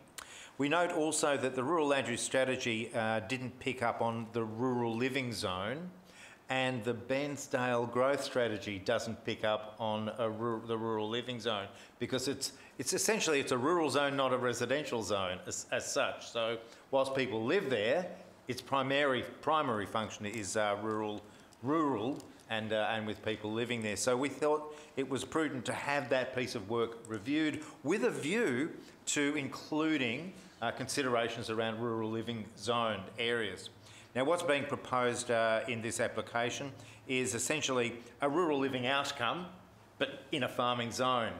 And I think Aaron has quite articulated quite well that it seems that in proceeding with an application, permit by permit by permit, you ultimately determine the zone, what the zone is, rather than having a strategy to do that. So in terms of how this impacts on a future decision on this, there may be an indication that this may be land that could be useful for rural living, or it may be identified as a different sort of zone. And there are other zones besides farming, rural living, to be considered here. One of which I can think of the top of my head, which is the rural activity zone. So there's a number of different considerations there. And in terms of kicking the can down the road, so to speak, I'm not sure that there's going to be a great deal more clarity at the end of June, but there would be further towards the end of the year once that report, our peer review and that report has been through the council processes and in front of the councillors. Madam Mayor, in light of the response that Mr Holton's provided to us here this evening, I'm going to foreshadow that I put forward a motion to council that this matter be adjourned until the ordinary meeting to be held in December 2019. Thanks, Councillor Ellis. Do you have a question, Councillor White? Yes, I did, but have we moved beyond questions? It was okay. So it was more a comment that I would suggest at this stage that the entire area up there is lost. to farming due to the size of the allotments and the infrastructure that's already in place, and the consideration that it might be something as industrial would also be lost, because who would want a factory beside their beautiful home in a rural setting? So I feel that even though no one would want to lay blame, we find that this entire area is lost to everything else other than rural living. All right, I'll turn it into a question, sorry. Is it lost to everything other than rural living? So, councillors, as I tried to explain previously, the time to look at this growth front and for what it might entail will be something that occurs somewhat into the future, and it has those two processes dovetailing into each other: the rural land use strategy and the Bairnsdale growth strategy. Whatever comes out of, most likely, I would suggest the Bairnsdale growth strategy, because it does result in probably a growth front for Bairnsdale and most likely a look at more urbanised zones potentially, that would be the time to make that decision. Is it rural living? Is it low density residential? Is it rural activity zone, as Director Holt's pointed out? Is it anything, another zone? Is there something that comes up into the future, another zoning that we don't know about too, which is always obviously something that's on the cards. So councillors, I think to make a strategic decision with respect to a growth front, a really important aspect of Bairnsdale's growth is a wise, logical outcome rather than doing it as piecemeal by piecemeal, ad hoc subdivision, which fundamentally also works against what the zone is currently. So I think there is a way to do this and a way for us to make sure that we have the best land use options available to us at a particular time. Councillor Peltz. Thank you, Madam Mayor. With regards to Mr Hoxley's proposal, should he have put in his application or advised the applicants that they wish to do, that we should be applying a rezoning to this property, because the bottom line is what they want to achieve is not achievable within the farm zone, which it currently is. So it needed to be rezoned into a rural living zone for them to be able to achieve what they want to achieve. And I don't disagree with, I don't not disagree with my councillors here on the grounds that that area actually is already rural farm living zone. If you go straight up Forge Creek Road, they're all small farmlets, not unsimilar in size. This is actually on the corner of where those farms all start. And so to me, it already is in a rural living zone. And what they're asking is not unachievable, but the bottom line is our council has not moved with the times, because we asked last year, could we please revisit the Bairnsdale growth strategy, and that work has not been done. And you keep saying to us, oh, there's a lot of work involved with that, we understand it, but when is that going to be done? So, councillor, in terms of reviewing the rural land use strategy, we're having that strategy peer reviewed right now. So that will come through to council for consideration at a later date. In terms of whether Crowther Sadler would advise their clients whether or not to push forward with an application or a planning scheme amendment, I probably can't answer that in totality.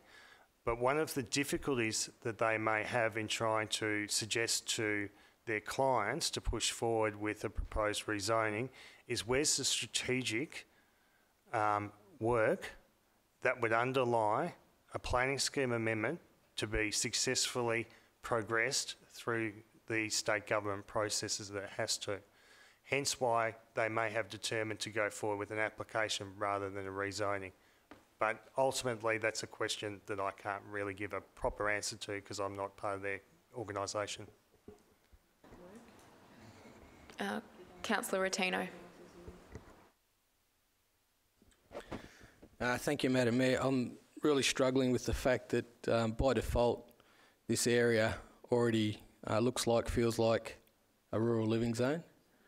And sure, we can do all sorts of things to see if that's what comes out of the puzzle once we throw in all these reviews.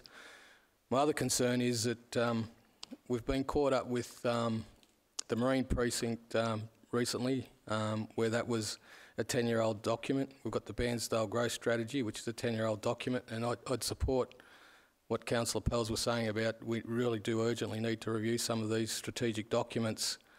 In the event that this may be dealt with tonight, would there be an alternate motion available?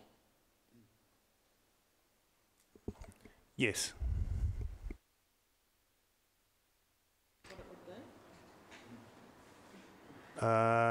Maybe if I was to provide this through you, Madam Mayor?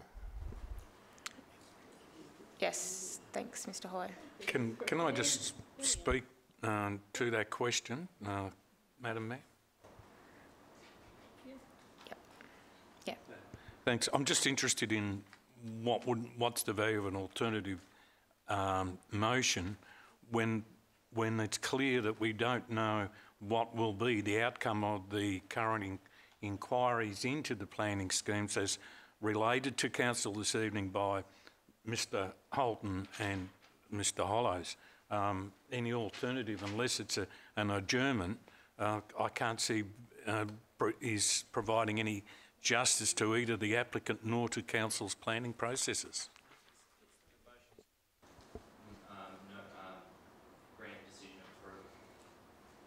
Mr Hollow, are you able to answer that question? So, Madam Mayor, I think we've spent enough time talking about Council officers' view. Our recommendation remains that this application should be refused. But in understanding that Council sometimes wishes to contemplate a different motion being put forward by a councillor, we've prepared some wording here for the Council, which is to approve the subdivision, and we've ensured that the necessary conditions of such an approval, as required under the planning scheme, are entailed within that motion. Councillor Reeves, did you have a question? Well, I actually had a suggestion that I move that the motion be put.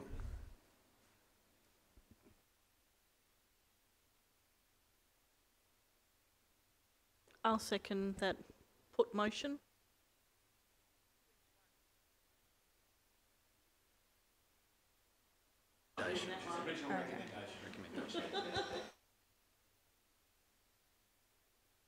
I retract my putting. And a seconder? It needs to be. Sorry, so, Mayor, I think I need a seconder to... Yes, do we have a seconder to Councillor Reeves' movement? Recommendation. Yeah. Just wait a second. Do we have a seconder?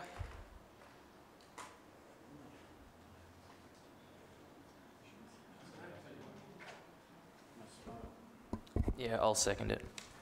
Thank you, Councillor Roberts. Madam Mayor, may I have a point of clarification? I foreshadowed earlier my intention to put forward a motion that this matter be adjourned until December. So, I think I should have had the right. I may be wrong. The right to have put that motion first, so to the table, and that matter to be voted upon before Councillor Reeves's motion. Thanks, Councillor Ellis. Ms Bennett or Mr CEO, are you able to clarify the process from here?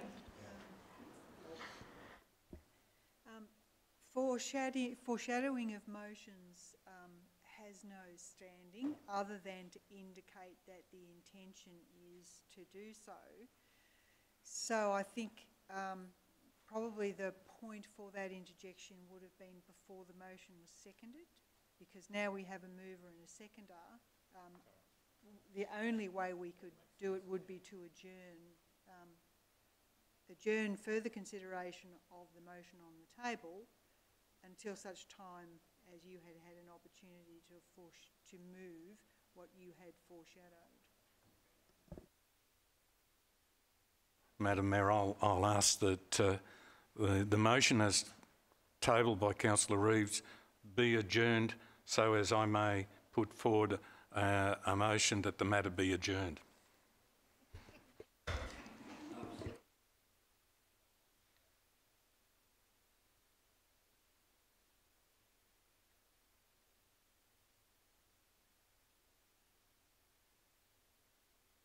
So Councillor Buckley's seconded. So now we will put to the seek clarification. Through you, Madam Mayor, if I could just seek clarification from Ms Bennett. If the motion's put and lost, does that then allow Councillor Ellis to put his foreshadowed motion?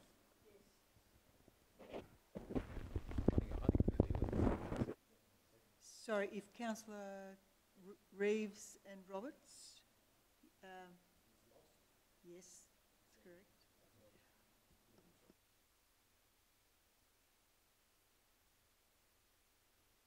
correct. Okay. Councillor Ellis, you now may speak to your adjournment motion. Thank you, Madam Mayor, and I apologise for the confusion, but it's a complex matter. Before us tonight, councillors, we had a straightforward planning application that dealt with a property impacted upon by the Bensdale Growth Strategy, and it's an important issue. To me, the Bensdale Growth Strategy is a critical strategic document and needs to be adhered to.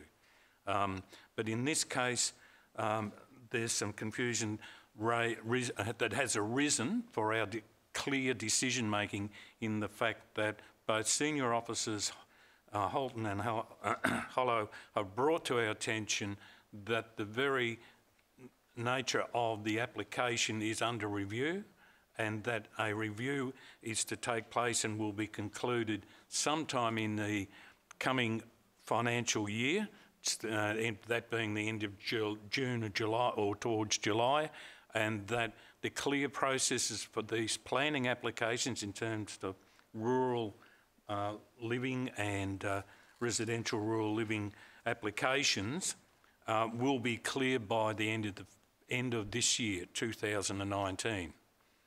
Based on that, and in terms of fairness for proper planning outcomes, both to the applicants and both to the proper planning processes, that is, to clarify what this area is. Is it in rural living, or should it still be impacted by our Bensdale Growth Strategy?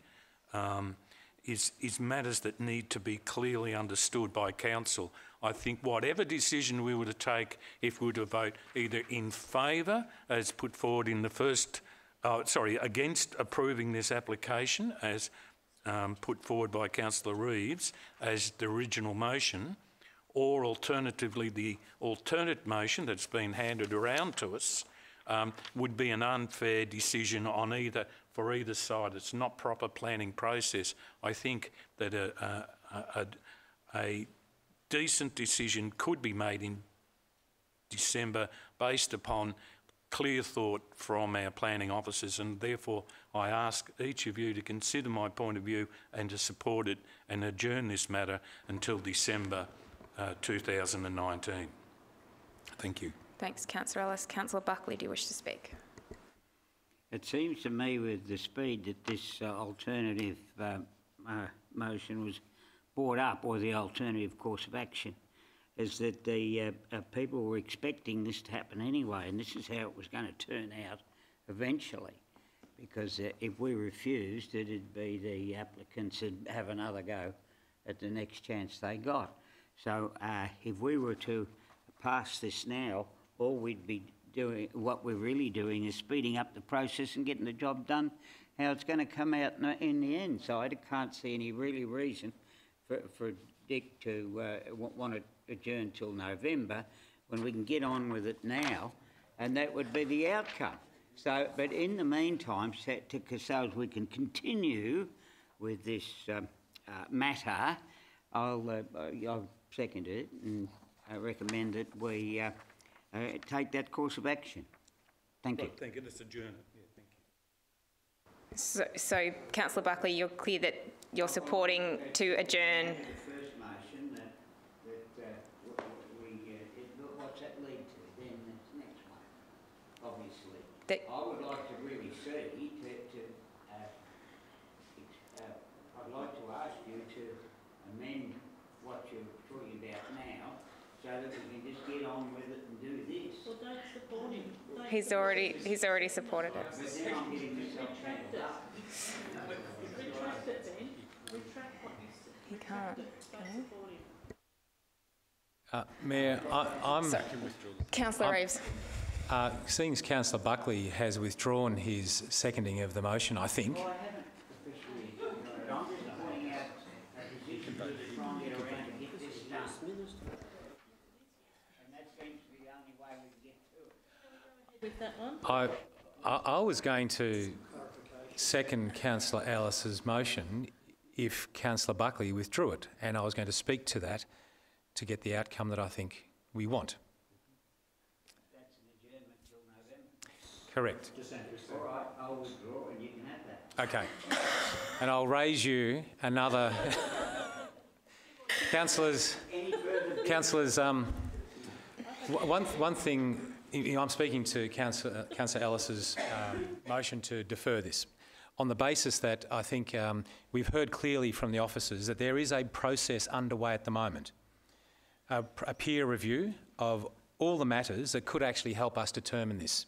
And hearing the conversation from Councillor Ellis and rereading this, I think that the proposal is premature at the moment. An ad hoc decision-making process is the last thing we want as decision makers. To not make a decision is the last thing we want to do. We should make a decision.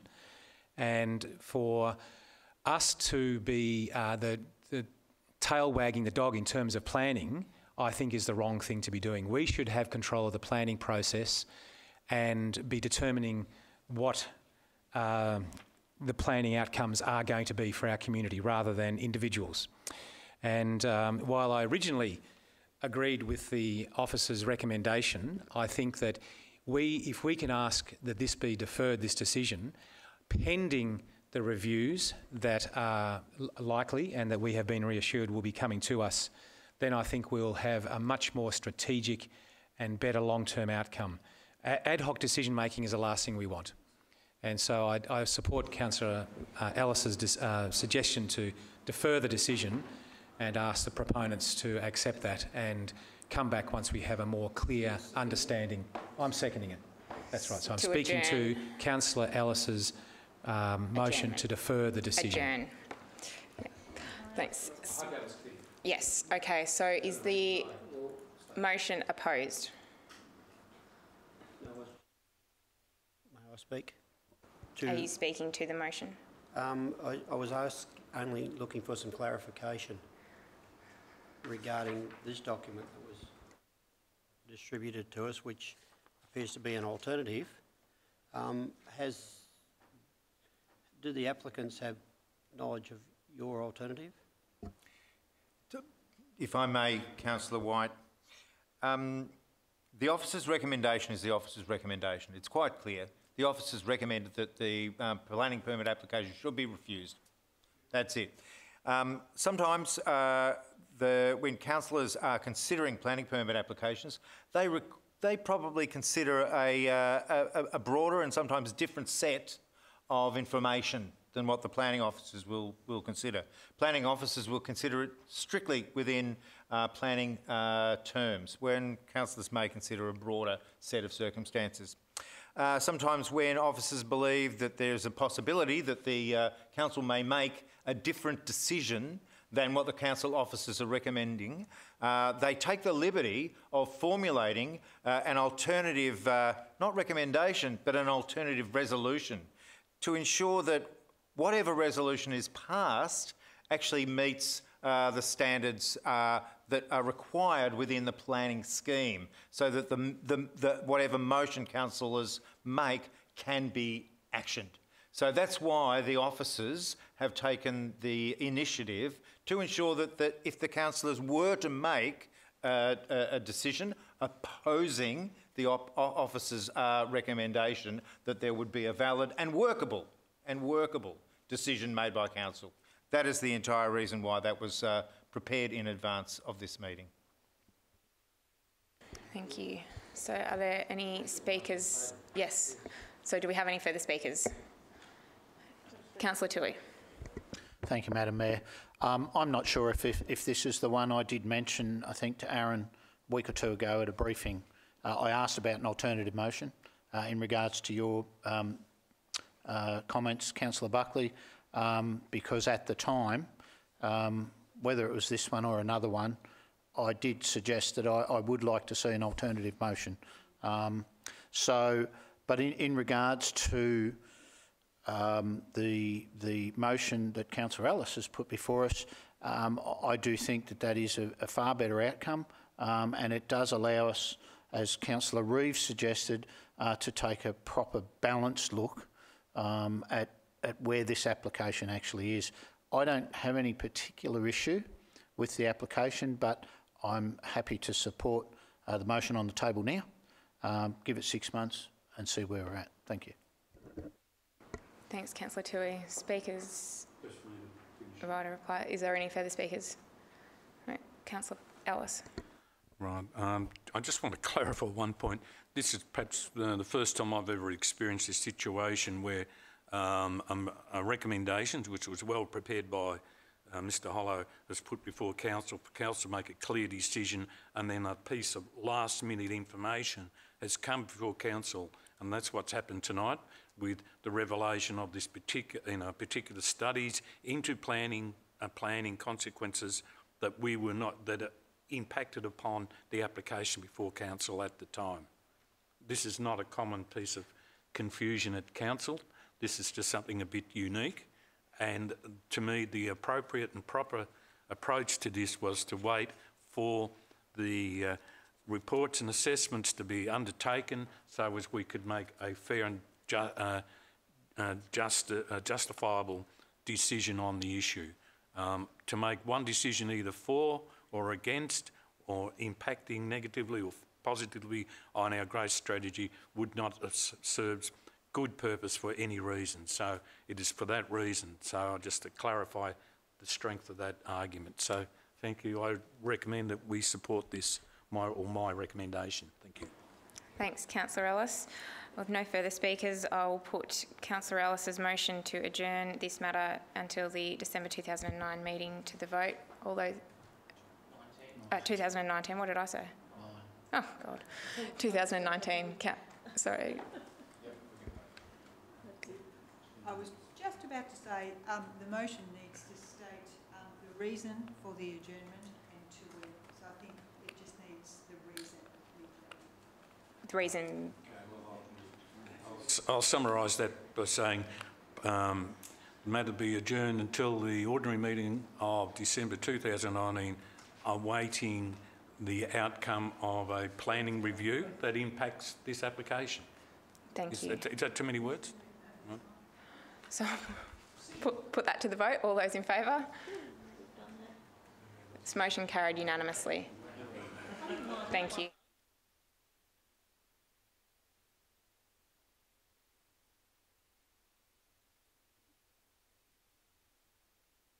Ms Bennett. If I could just clarify, I think there's still a mover and a motion on the table that was moved and seconded originally by you, Councillor Reeves. Yeah, which was adjourned while it was debated whether there would be an adjournment. So if you are willing, Councillor Reeves, you just need to withdraw your motion. What's it worth, Councillor? No, I'll withdraw that. Mayor, I'll withdraw my motion that the motion be put. Thank you, Councillor Reeves. Ms Bennett, does that satisfy? Thank you. So we can move along. Okay, item 5.2.3, proposal to end Section 173 Agreement AF 202923J as it relates to Lot 2 on PS 0027115L and Lots A 1 to 3, 7, 8, 11, 12, 14, 15, 17 to 20, 22 to 27 and 29 inclusive on PS 802718E, 69 Ashley Street and 114 Newlands Drive, Paynesville. Mr. Hollow. Thank you, Madam Mayor. Councillors, you'd be familiar with this application because it has been the consideration of planning consultative meeting back in December 2018. Councillors, there's a proposal that was put forward by a permit applicant to seek to end this agreement. Councillors, I believe you're well aware of some concerns of some residents of the Paynesville Township, and I believe you're aware of the position of the applicants. Council officers have had a review of this proposal, and we believe it's appropriate and a good planning outcome to end this legal agreement because it allows the consideration of applications to re-subdivide newly created lots within the estate on their merits in accordance with the planning scheme and not be subject to legal implications of the agreement. New agreements have been entered into in the balance of the estate, but sunset on the issue of statement of compliance for each stage to ensure the intent of the Section 173 agreement takes place, that being coordinated infrastructure provision, appropriately developed open space and staging of the subdivision. There is never intention of the legal agreement to restrict lot sizes within the estate. Planning policy in respect to the general residential zone areas seeks to encourage diversity of housing types, housing growth, particularly in locations offering good access to service and transport. The proposal to end the agreement will not detrimentally impact the Paynesville Growth Area Structure Plan. In the event the subdivision permit for land expires, a new planning permit will need to be submitted consistent with the Paynesville Growth Area Structure Plan.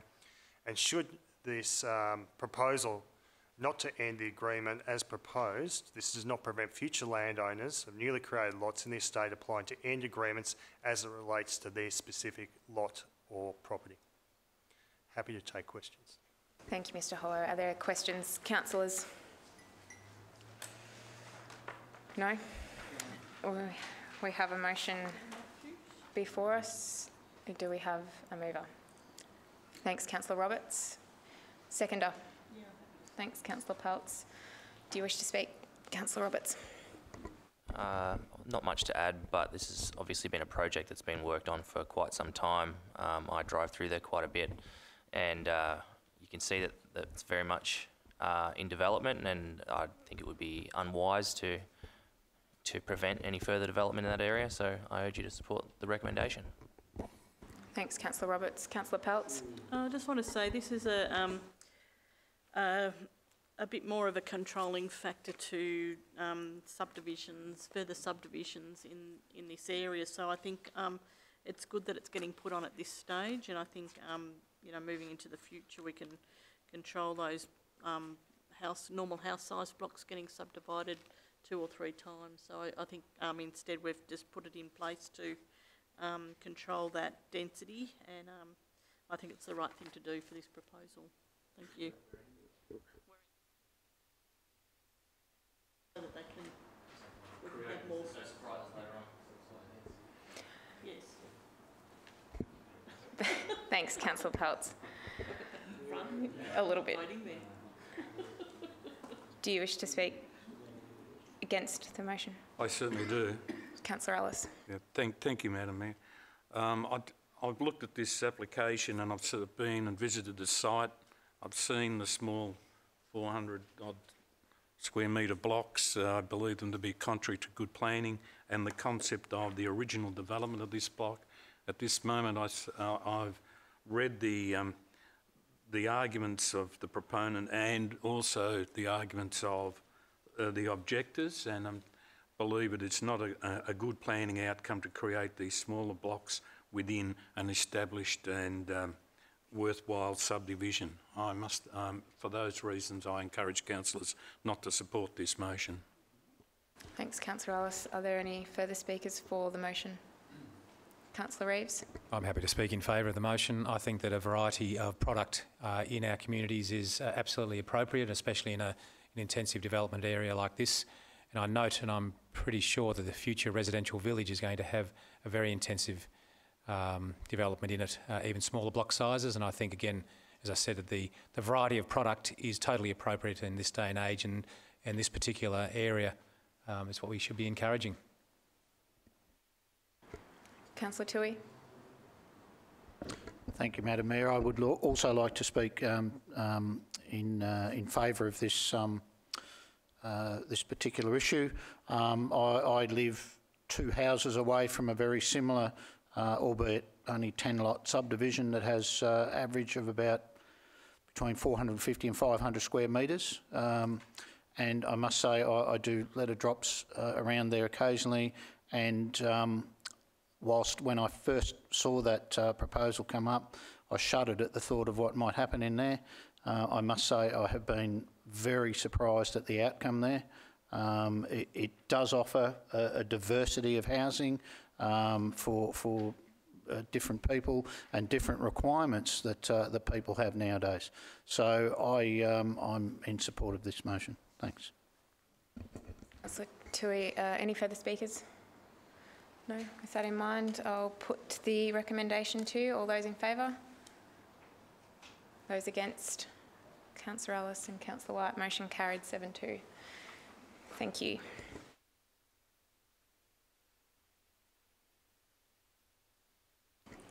Item 5.2.4, planning application number 291/2018/P, 5 Vincent Crescent, Lake Bunga, multi-lot subdivision and works. Mr. Hollow. Thank you, Madam Mayor and councillors. Councillors, you'll be familiar with this particular application once again because it came before a planning consultative meeting on the same night as the previous item. Councillors, it's for a 48-lot subdivision. This application came forward as a previously approved 100-lot subdivision that incorporated this part, or this particular application had expired and they were required to come in to finalise and get a planning permit for the remainder of their estate. Council recall that most of the concerns in relation to this application about a specific number of matters. The concerns from objectors has been primarily drainage, loss of views, the state that the reserve will be provided to council, and there has been some concerns about road connections and traffic onto other existing roads. What I can advise councillors is that the application was sent to Vic Roads for their comment, and our internal engineers have reviewed the road structures and the intersections, and they believe that they're appropriate. In terms of the drainage, our engineers have reviewed the proposal, and they believe that the subdivision can be drained appropriately and without too much difficulty. And of course, there'll be the requirement to lodge drainage plans and road construction plans for final approval and for the engineer's final sign-off and review. In terms of the recreation reserve, there is conditions requiring that reserve to be handed over to council in a fit and proper state, and that will require works to be undertaken. There is a need for obviously utility provision. There's the need for footpath connections, and I'm happy to take questions with a recommendation in front of you, councillors, for a notice of decision to grant a permit. Thanks, Mr. Hollow. Questions? Councillor White. Thank you, Madam Mayor. Mr. Hollows, will the recreation area, will that be maintained by the subdividers for a period of time before handover? Correct, councillor. It will be. It'll be maintained for a period of 2 years before it is officially handed over to council. Any further questions? No? Recommendation? Thanks, Councillor Rotino. Councillor Reeves, do you wish to speak to the recommendation, Councillor Rotino? I'd just like to thank the officers for the work they've done on this. It's been a long time coming, and I think the report speaks for itself. Thank you. Thanks, Councillor Tino. Councillor Reeves. And once again, as per my previous comments, providing a variety of land product in a variety of areas is really important for the future growth of our community. Any speakers against? Councillor Ellis. Thank you, Madam Mayor. When this application for 100 units first came before council some years ago, I was the only councillor that voted against the application, and it's really quite possible that I could still reenact this again tonight. But I see this as a more of a social issue and a drainage and planning issue. We're creating a subdivision of 100 units at the end of a one-way in street complex. The area's contained by topography and by Crown land allotments leading onto Lake Bunga Beach. Vincent Place faces each other on varying size blocks with no way in and no way out. There are no public services to this subdivision development. It's not close to any schools. It's not close to even a convenience store. We are creating a different style of neighbourhood into the future. I feel that despite the arguments put forward by the applicant, that this is not good planning in the sense of creating a social harmony into the future. I would like to be proven wrong, and I guess time will show that. In terms of the drainage, I've been lobbied by a number of people, and one family in particular, in relation to the complexities of the drainage systems there. This argument was put forward in the previous application many years ago, and according to the people who have been approaching me, the issues of the drainage has still yet to be resolved. There's a series of dams and other assets that are associated with the drainage program, including a large dam on land that is going to become Council's responsibility, as Council might just ascertained, in another 2 years' time. If we have a serious rain event or something similar, Council will incur a burden, whether it be financial or other, because we will be responsible for these projects.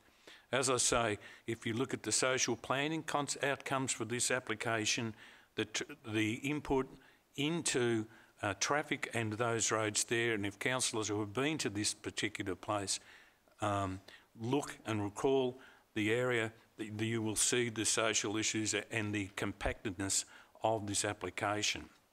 I encourage councillors to look outside the concept of just the matters that we've been speaking to earlier and consider the consequences I've highlighted in my words just given, and can reconsider their position if they are considering supporting application and vote no against this application. It could have been presented to Council in a far different manner. I encourage you not to vote no to this matter. Thank you. Councillor Ellis, any further speakers for? No. Speakers against? No. Councillor Rotino, your right of reply. Thanks, Madam Mayor. I'd like to thank Councillor Ellis for his comments.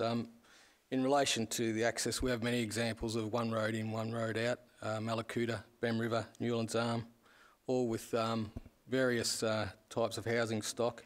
And I think in relation to social pressures, there's real pressures on all tiers of government around affordable housing. So we do have to consider all sorts of different housing stock, as you suggested before, Councillor Reeves. So I think for those reasons we need to support this recommendation. And so I'll leave it at that. Thanks, Madam Mayor.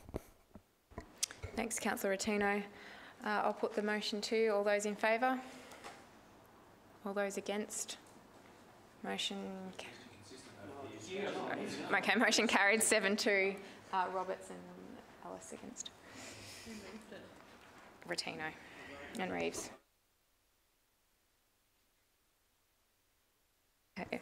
5.2.5 Planning Permit Application 286/2018/P Application for a 2-lot subdivision at 29 Big Creek Road, Bruthen. Speaker to this agenda item, Mr. Ty Armstrong.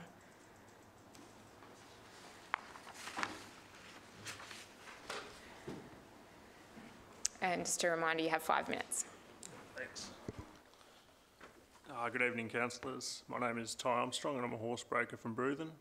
I'm the applicant for the planning permit 286/2018/P.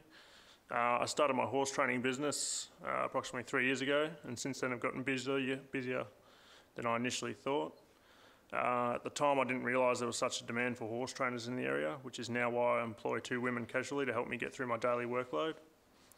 With that said, I've found there still isn't enough hours in the day to maintain such a large acreage to its full potential. And on initial purchase of my property, my immediate neighbour expressed interest in purchasing my back paddocks.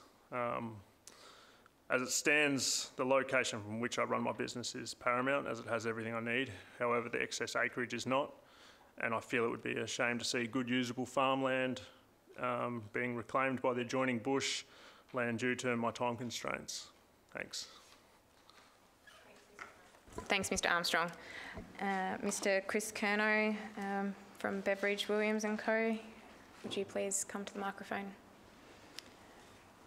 And you also have 5 minutes. Thank you, Madam Mayor.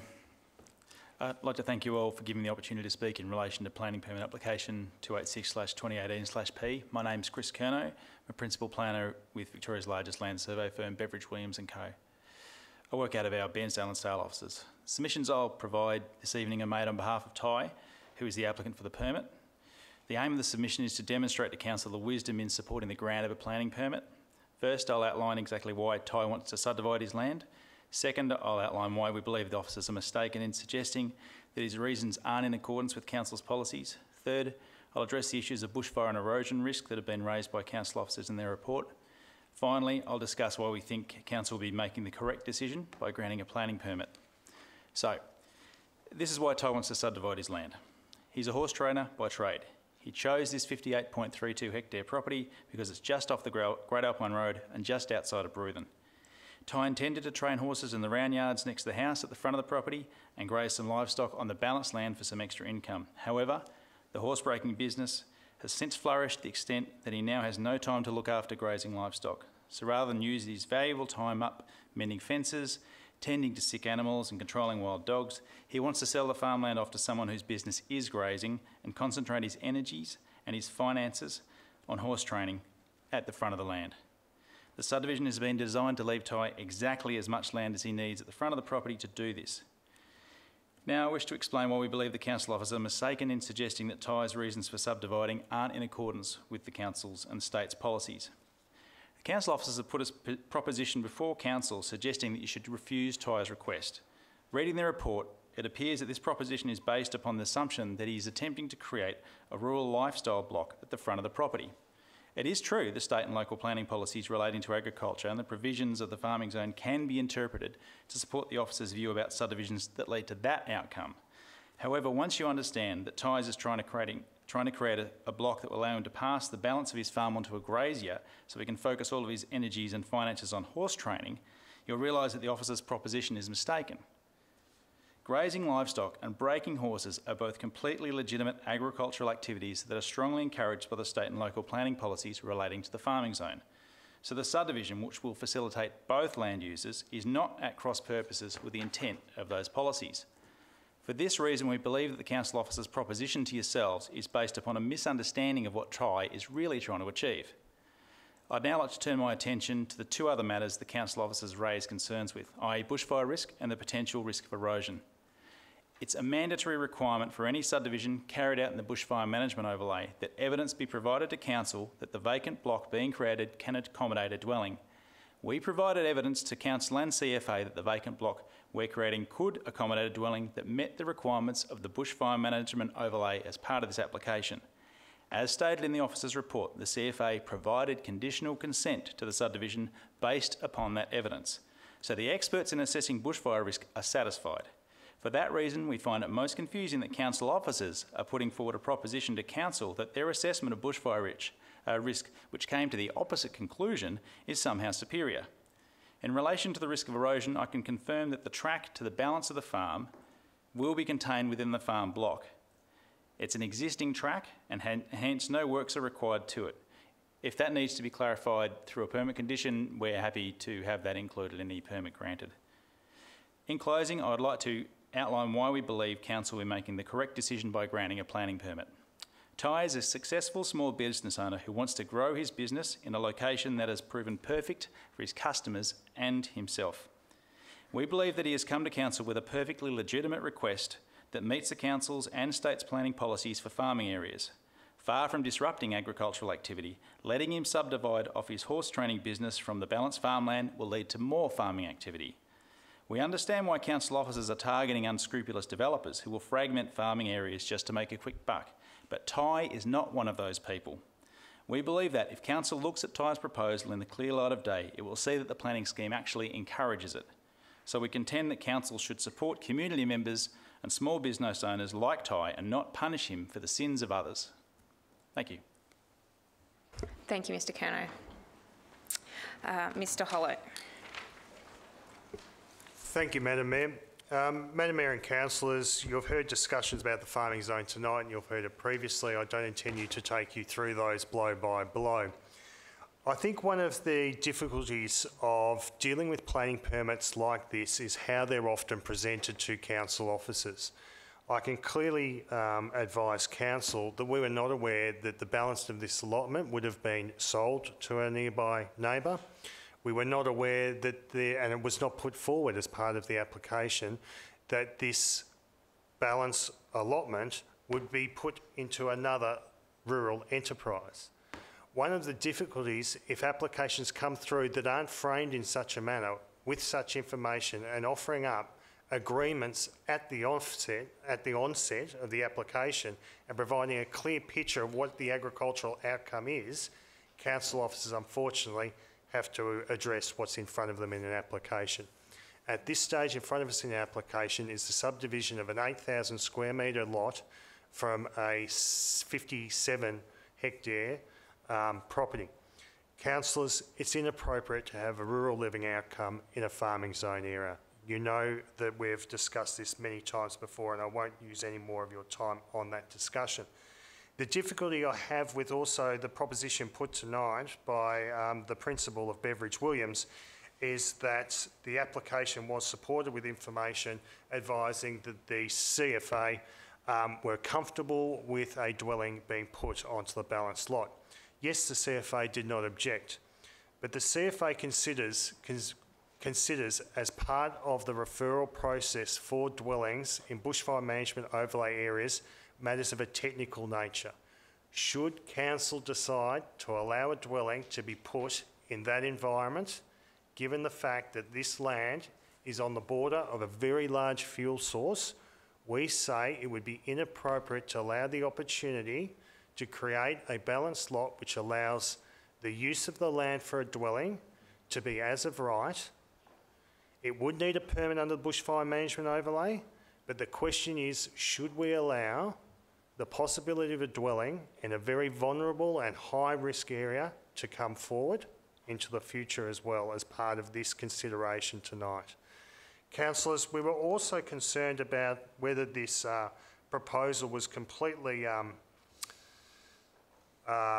clear when it came to us. And one of the concerns we raised, and I would just take you to a figure within the documentation, and if I can take you to the figure 2, where it has the subject land marked in red and the exercise lot marked in blue that was created in the past. So once again, councillors, this is the second bite of the cherry when it comes to this land. If I can take you to that figure for a demonstration of the fact that there is a track that comes around the current dwelling, heads in a northerly direction and heads out to the balance of the farm. We could not get clarification through the planning permit applicant that that track would have been within lot 2. That was not forthcoming. So one of the concerns that we had was, would there be legal access to this land and how would it be resolved? And the answer was, it will be resolved through the subdivision the subdivision certification process down the track, which we thought that's not a great response from a planning perspective. We need to know if there's going to be legal access. So we felt it was unresolved. Councillors, unfortunately, as I said, we can only make a decision on the information in front of us. If this application had come forward in another way, in another manner that explained the desires of Mr Armstrong, maybe we wouldn't have been here tonight with this recommendation in front of us. Councillors, we have a recommendation for refusal of the application, and I'm happy to take questions. Thank you. Thanks, Mr Hollow. Councillor Rotino, did you have a question? Just had a question for Mr Hollow. It's probably somewhat academic, but in that instance where you described the balance of land going to another grazing enterprise, would we need to be satisfied that that was a definite arrangement? Yes, Councillor, exactly. We would have to be satisfied. Now, there is numerous ways that you could do so. You could actually incorporate that other grazier's land into the subdivision proposal. Another way is that you could offer up a legal agreement tying the balanced allotment to that other agricultural pursuit. But if that comes forward in an application, that means that we know what the end result is, and we may well have made a different decision in respect to this application. Thank you. Councillor Peltz. Yep. Mr Hollow, if this gets supported tonight for the recommendations of the officers, what options are available to the proponent to move his quest forward? The applicant would have the ability to do two things. They could seek to have the matter reviewed by the Victorian Civil Administrative Tribunal, or alternatively, they could seek to put forward a different application with appropriate information that demonstrates Mr Armstrong's wants as well as his neighbours to try and get a better agricultural outcome that results from this subdivision application. Madam Mayor, is there opportunity for councillors to also defer this application until further information is given, which is what you're stating, for this proponent to be able to move this application forward?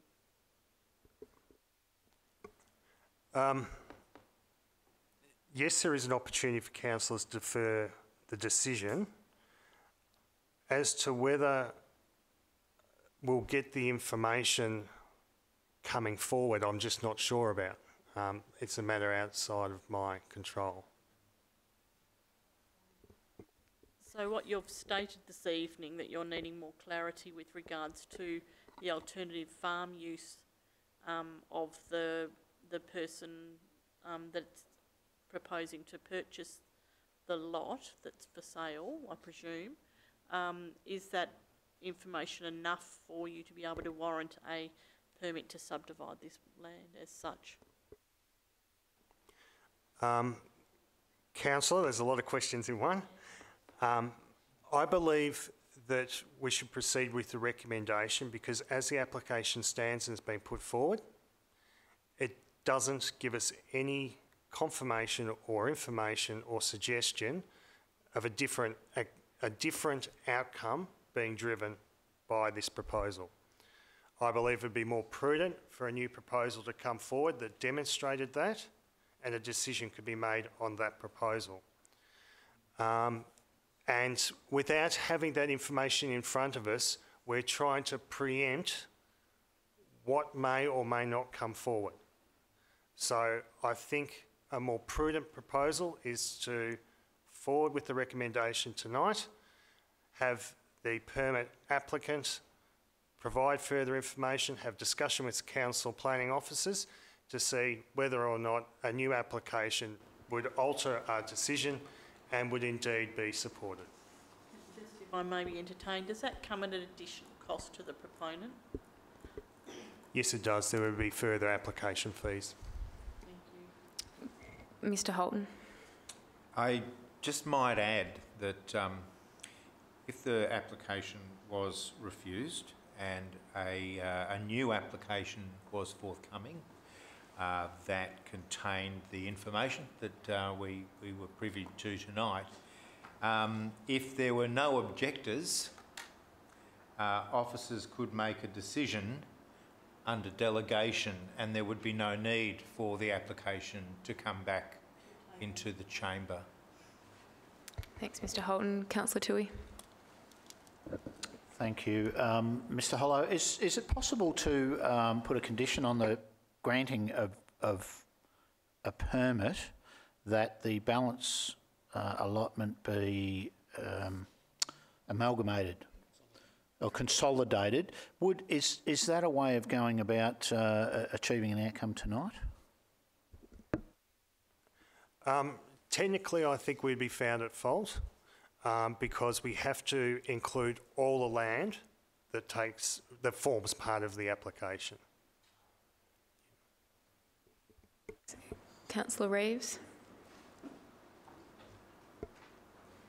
So I think, Mr Hollow, you probably answered my questions in your discussion, but I'm sort of looking across to the proponent and wondering, you know, if they've heard enough information to actually come back to you with a revised application if this recommendation is carried tonight.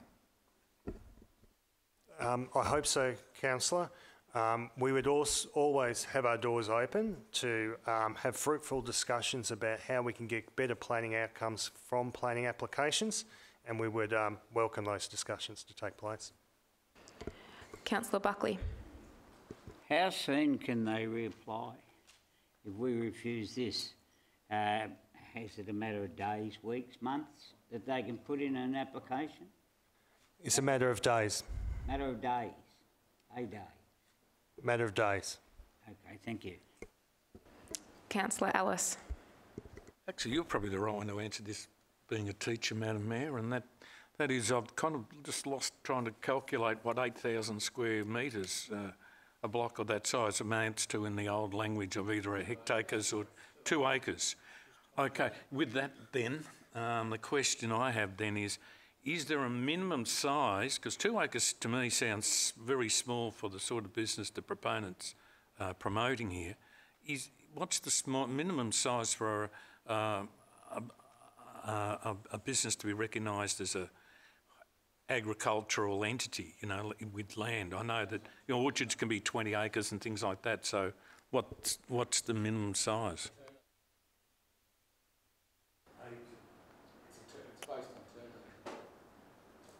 Mr Hollow. Flowers or something like that. Mr Hollow, please answer. I think the councillors are quite apt in their discussion saying that it depends, horses for courses. It depends what your enterprise is, what room it requires to be successful. Different enterprises can work off smaller land parcels. Some enterprises need very vast land parcels. So I think that'd be more a question of a agricultural scientist rather than myself. But we work through it with the permit applicants. So that's the best I can do. Sorry, Councillor. Councillor White. Thank you, Madam Mayor. Mr Hollows, I was also looking if this became an annexed situation, that would also alleviate the access issue as well, that you wouldn't have to worry about tracks and erosion because the farm obviously on the bottom of it would have their own access. That sounds very logical to me, Councillor. Any further questions? No. With that being said, there's a recommendation before it. Do we have a mover? Thanks, Councillor Toohey. Councillor Reeves. Speakers. Given the information that we've been given tonight, I would expect that we would receive a new application in the coming week with the information in there that the council's asked for, and would like to think that there'll be an outcome that works for everyone. Does the seconder wish to speak? No. Is the motion opposed? No further speakers? I'd like to speak to, because I'm just thinking that, you know, we're creating an impost on an applicant, and it's a very similar situation we find ourselves in as to the earlier matter that we became bogged down in, and that is that fresh information or information that should have been provided to our planning department hasn't been planned, and this information impacts upon our decision making, and that's a very difficult thing. Sending someone away to reapply, is that fair versus adjourning the matter? I'm really not sure. So, but well, that's what I'm saying. Should he pay that fee? But anyhow, with that, there are clear rules, and in relation to this matter, so unfortunately, I have to go along with the recommendation that's before us. But it is something that we should have considered. Thank you. Thanks, Councillor Ellis. If there's no further speakers, I'll put the motion to. All those in favour?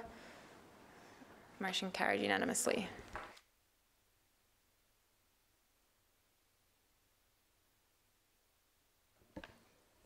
Madam Mayor, may I be excused? Councillor White.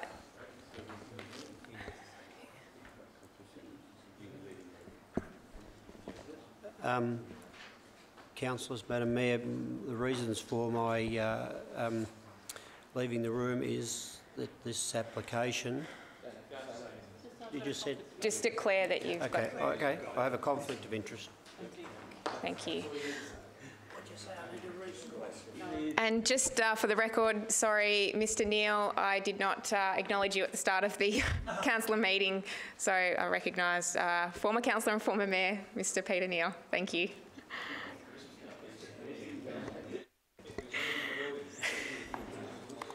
(5.2.6) Planning Permit Application 378/2018/P, Use and Development of Land for Group Accommodation at 275 Hardies Road, Meetung. Mr Hollow, you have been busy tonight. Thank you, Madam Mayor. Councillors, this is an application for the use and development of the land for group accommodation. Councillors will recall this application because it was subject to a planning consultative meeting. The councillors will recall this application as well because it was subject to a previous VCAT determination. Councillors, we have been at pains to try and get an outcome here that would result in something other than a refusal, but unfortunately this feels like a repeat application, and I don't want to take all council's further time in going over this application blow by blow, except I would like to go to the specifics within a report about consideration of previous VCAT decisions. Councillors, I've provided you with some information from recent VCAT decisions that have been seen by the tribunal as leading reasons for why councils must consider decisions that are repeat applications with great weight. And what that they say, councillors, is that basically, in my view of reading of these decisions, is we must have to give great weight to the previous decisions of a tribunal and not reverse those decisions unless there's been a change of circumstance that justify a different view. Reverse a previous decision only with great caution, and approve an alternative proposal relative to a previously rejected one only if there has been significant changes to the proposal, the circumstances, planning policy, or the interpretation of facts and laws. A further follow-up decision at the tribunal set out factors where you might differ a decision, and that is significant changes in the application itself, changes in the circumstances of the land and its surrounds, changes in planning policy, and or changes in interpretation of facts or law relevant to the tribunal's previous considerations. Now, if I could please have the indulgence just to read for a minute. Having regard for the above, it is considered that council must adopt a position as to whether there is significant change to the current proposal from a matter considered previously by the tribunal. In this case, the summary is as follows. The proposed use of the site for group accommodation remains unchanged. The general siting of the proposed new two dwellings is the same, being to the north of the existing dwelling. The proposed setback to Lake King is the same. The architectural style of the buildings are different. The architectural form of the buildings is different. Proposed 2 stories. The original application proposed single story. The 2 dwellings have a common wall similar to the previous proposal. The new dwellings are detached from the main dwelling, same as the previous application. So we say that on balance it's considered that the current proposal does not represent significant change to that previously forming part of previous consideration by the tribunal, having regard to the following. There has not been significant change to the proposal. The proposed use is the same. There has been no change to the circumstances affecting land or its surrounds, and nor has any been put forth to council. The planning scheme has effectively stayed the same, and there's no change of planning policy. There's no change in the interpretation of facts of law as apparent or has been put forth to council. Based on these factors, councillors, we consider that this application should be refused. It is inconsistent with the farming zone. The previous tribunal decision remains, in our view, valid and very important and must be taken with great weight. And we also believe that the built form outcome is inconsistent with the significant landscape overlay. Councillors, there's a recommendation for refusal. I'm happy to take questions. Thanks, Mr Hollow. Councillor Rotino. Thanks, Councillor Ellis. Sorry, Councillor Tui. Speakers? No? All right, that said, I'll put the motion to you. All those in favour? Motion, those against? One. Motion carried 7-1 with Councillor Buckley. Thank you. Councillor Ellis.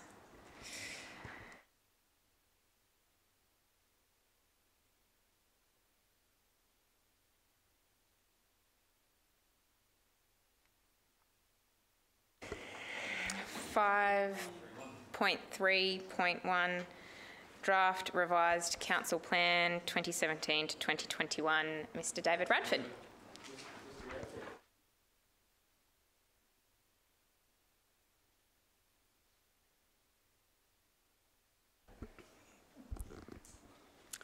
Thanks, Madam Mayor, and good evening, councillors.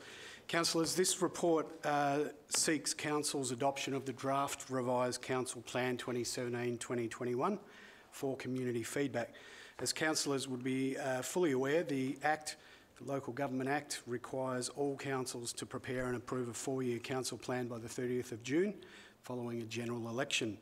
The council plan must include the strategic objectives of council together with the strategies for achieving the objectives for the next 4 years. The council must also review the plan on an annual basis to determine if any adjustments are required, and this occurs collaboratively between councillors, staff and, of course, the community. The revision process as part of this current iteration of the council plan has included workshops with councillors, the executive leadership team and relevant officers, having regard for any changes that may have occurred since the plan was adopted in 2017. In considering the extent of the review this year, Council agreed that the overarching vision and the strategic themes were certainly still relevant and asked if officers could review the other content for relevance and update where required. This work was undertaken and a copy of the updated document has been provided to you this evening to consider, along with the strategic resource plan which details the financial and non-financial resources required to achieve the objectives as outlined in the council plan.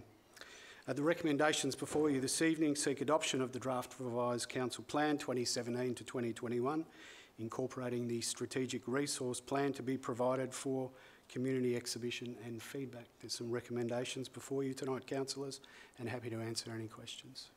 Thanks, Mr Radford. Are there any questions? Yes, look, I'm not satisfied with one line in it, the council plan. It is, and I'm just wondering how it's a very simple correction. In it, we say that East Gippsland is the most livable place in Australia, I think it says. Yeah, and I think we should have East Gippsland is one of the most livable regions in Australia. Who are we to say, just out on this little corner of a little country with about, whatever it is, 0.005% of the European population in the world, is to say that we're the most livable place in Australia. And if we'd only just put a couple of words in there to say that this is one of the most livable places, and then I would support it. Certainly, Councillor Buckley, that overarching vision was what drove the development of this council plan. And there have been 2 opportunities since the election of this council to update the vision, including the most recent iteration of the revision. So 2 workshops were scheduled with council, and the outcome of those workshops was that council agreed that on a whole that the vision was still relevant and that the supporting themes were also relevant. We didn't get a chance to vote on it though, did we?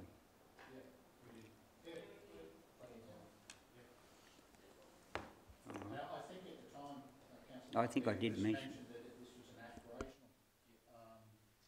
comment, and that was what we would aspire to. To be one of the most. To be the. What? That's a huge Australia. call. You know, if I was reading that... If there's no further questions, we've got a mover, we've got a seconder. You know, is somebody away with the fairies here? Councillor Peltz has moved. Anyway. Councillor... I sometimes wonder too. Keep moving along. Councillor Rotino has seconded. Councillor Peltz, do you wish to speak? Oh, I'd just like to say good work again to the officers, and you know, it's something that we undertake yearly, and you know, you've done some really good things, great photos, and yeah, it's good, excellent. Thank you. Thanks, Councillor Peltz. Councillor Rotino, do you wish to speak? Just quickly endorse Councillor Pell's comments. Thanks, David, for the machination behind getting this stuff to us all the time and meeting the deadlines. So thank you. Any further speakers? Councillor Reeves. Yep. I'll just reiterate that this is an aspirational statement, and it reaffirms the decisions that our residents have made in coming here and investing here, because we are absolutely supporting their decision to come here because they believe it's the best place to live, and they've invested their time, money, resources, family. That's why they've done it, and that's why we've made that statement. So that's my comments. Thanks, Councillor Reeves. Councillor Roberts. I'd like to reiterate fellow councillors have said, but I'd also like to reassure people that our mechanised council plan will not become sentient. But I urge you to support the motion on the table. Thank you. With further speaker, Councillor Ellis. Yeah, I hadn't intended to, but I think someone better say that we look forward to the matter being brought back towards council for adoption in late June, and that we encourage members of the public who have any comment or observation to make in relation to this plan to please make a submission to council. Thank you, Madam Mayor. Thanks, Councillor Ellis. Councillor Peltz, did you wish to have a right of reply? Oh. No? Okay. With that being said, I'll put the motion to the vote. All those in favour? Those against? Motion carried 8-1. Thank you, Mr Radford. 5.3.2, Draft Budget 2019-2020, adoption of the draft budget for public exhibition. Thank you, Ms Collins. Thank you, Madam Mayor and councillors. Under the Local Government Act, councillors are required to prepare an annual budget and adopt that budget each year by the 30th of June. Tonight before you is the 2019-20 draft budget, which is for council's consideration for releasing to the public for submissions and comments in accordance with Section 223 of the Local Government Act. The draft budget has been prepared in accordance with a whole range of criteria of which councils have been involved through that whole process. This draft budget proposes an operating surplus for the 1920 year of $13.8 million. It includes a capital works program of $40.6 million and landfill rehabilitation projects of about $3.9 million. There is a whole range of works and services and initiatives included in the budget, and pleasingly, the service levels to the community are being maintained through this draft budget. This has all been done within the confines of the Victorian Government rate cap of 2.5%. So it's pleasing to be able to present to Council what is a responsible and financially sustainable budget. The budget also includes information in relation to 4 years of financial information, both in terms of Council's operations as well as draft capital works programs for those 4 years. The process tonight, which Council is considering in terms of releasing this budget for public comment, will allow the public a minimum of 28 days to provide submissions and comments back, which will then be considered by Council. And the closing date for those submissions will be the 10th of May. There is a recommendation before you tonight for considering releasing the draft budget for public comment, and noting that a copy of the draft budget is attached to the report. Thank you, Madam Mayor. Thanks, Ms Collins. Are there any questions, councillors?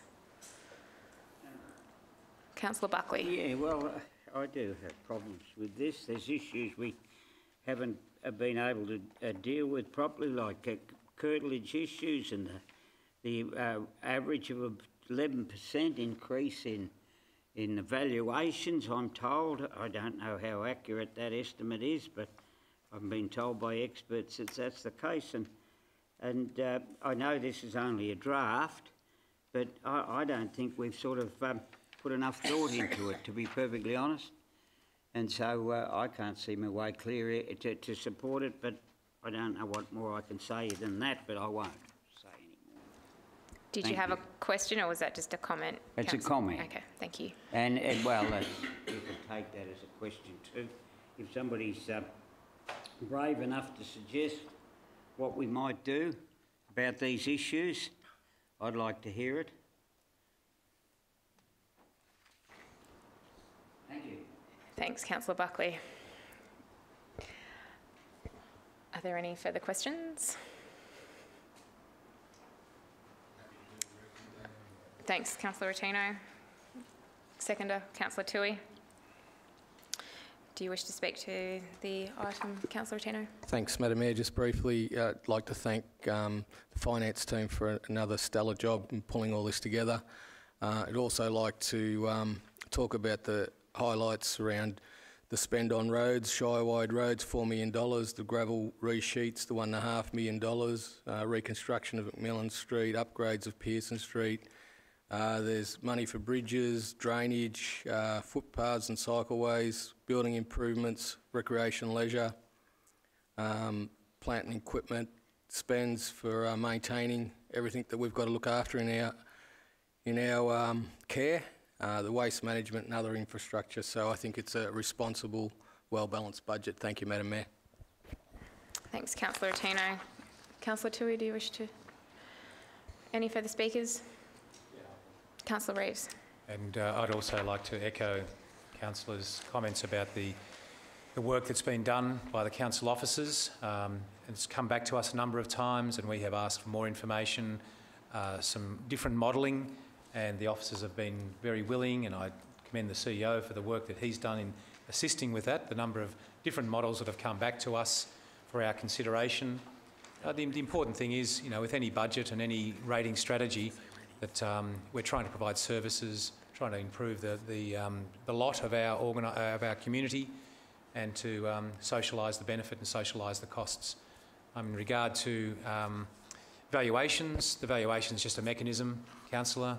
We haven't set the valuations. It doesn't actually change what the outcome is in terms of who pays what.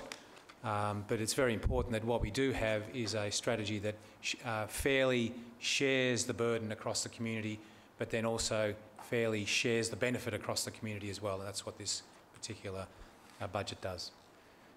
Thanks, Councillor Reeves. Councillor Ellis. As I mentioned with the plan, I'd just like to draw the public's attention to what seems a relative, considering the amount of time and a relatively short time that people have in our community to make submissions to our budget, noting that the submissions close on Friday the 10th of May. So it's not a full, that's just a month, 30 days. So I'd encourage people to look at it, and I pick up on Councillor Buckley's words that if there are people out there that are interested in the budget and want to question it, that they're more than welcome to put a submission in and come and take part in the hearings that we will hold on the 4th of June this year. Last year we had approximately half a dozen to a dozen people come along and put submissions in, so it's not unheard of, and we encourage people to come in and question and challenge and see how our budget works. It's something we encourage. And then on the 25th of June, we will then adopt a budget based on the considerations that are put forward as a result of those submissions and the work provided by Ms Collins and her team. Thank you. Thanks, Councillor Ellis. If there are no further speakers, I'll put the recommendation to you. All those in favour? Those against? Motion carried, 8-1. Thank you, Ms Collins. Item 5.3.3, Rural Council's Transformation Program Funding Application. Mr CEO. Thank you, Madam Mayor. As is outlined in this report, it seeks consideration to commit formally to participate in the Victorian Government's Rural Council's Transformation Program. I'm just providing some context to the report. There has been an application submitted for $5 million in partnership with Bass Coast, South Gippsland and Wellington Shires, as is outlined in the report. One of the critical elements to participating in this is that there is a formal resolution of the council to participate. I have provided a confidential memo to councillors in relation to the detail that sits behind this, and as such, it is recommended that this item be considered in camera, and I would ask council to consider the recommendation that is before them. Mayor and councillors, I'd like to move that this item is moved to in camera because of the nature and content of the matters at hand. Thanks, Councillor Reeves. Thanks, Councillor Rattino. Any speakers, further speakers? No? I'll put that recommendation to the vote. All those in favour? Motion carried, and we'll consider that in camera. Thank you.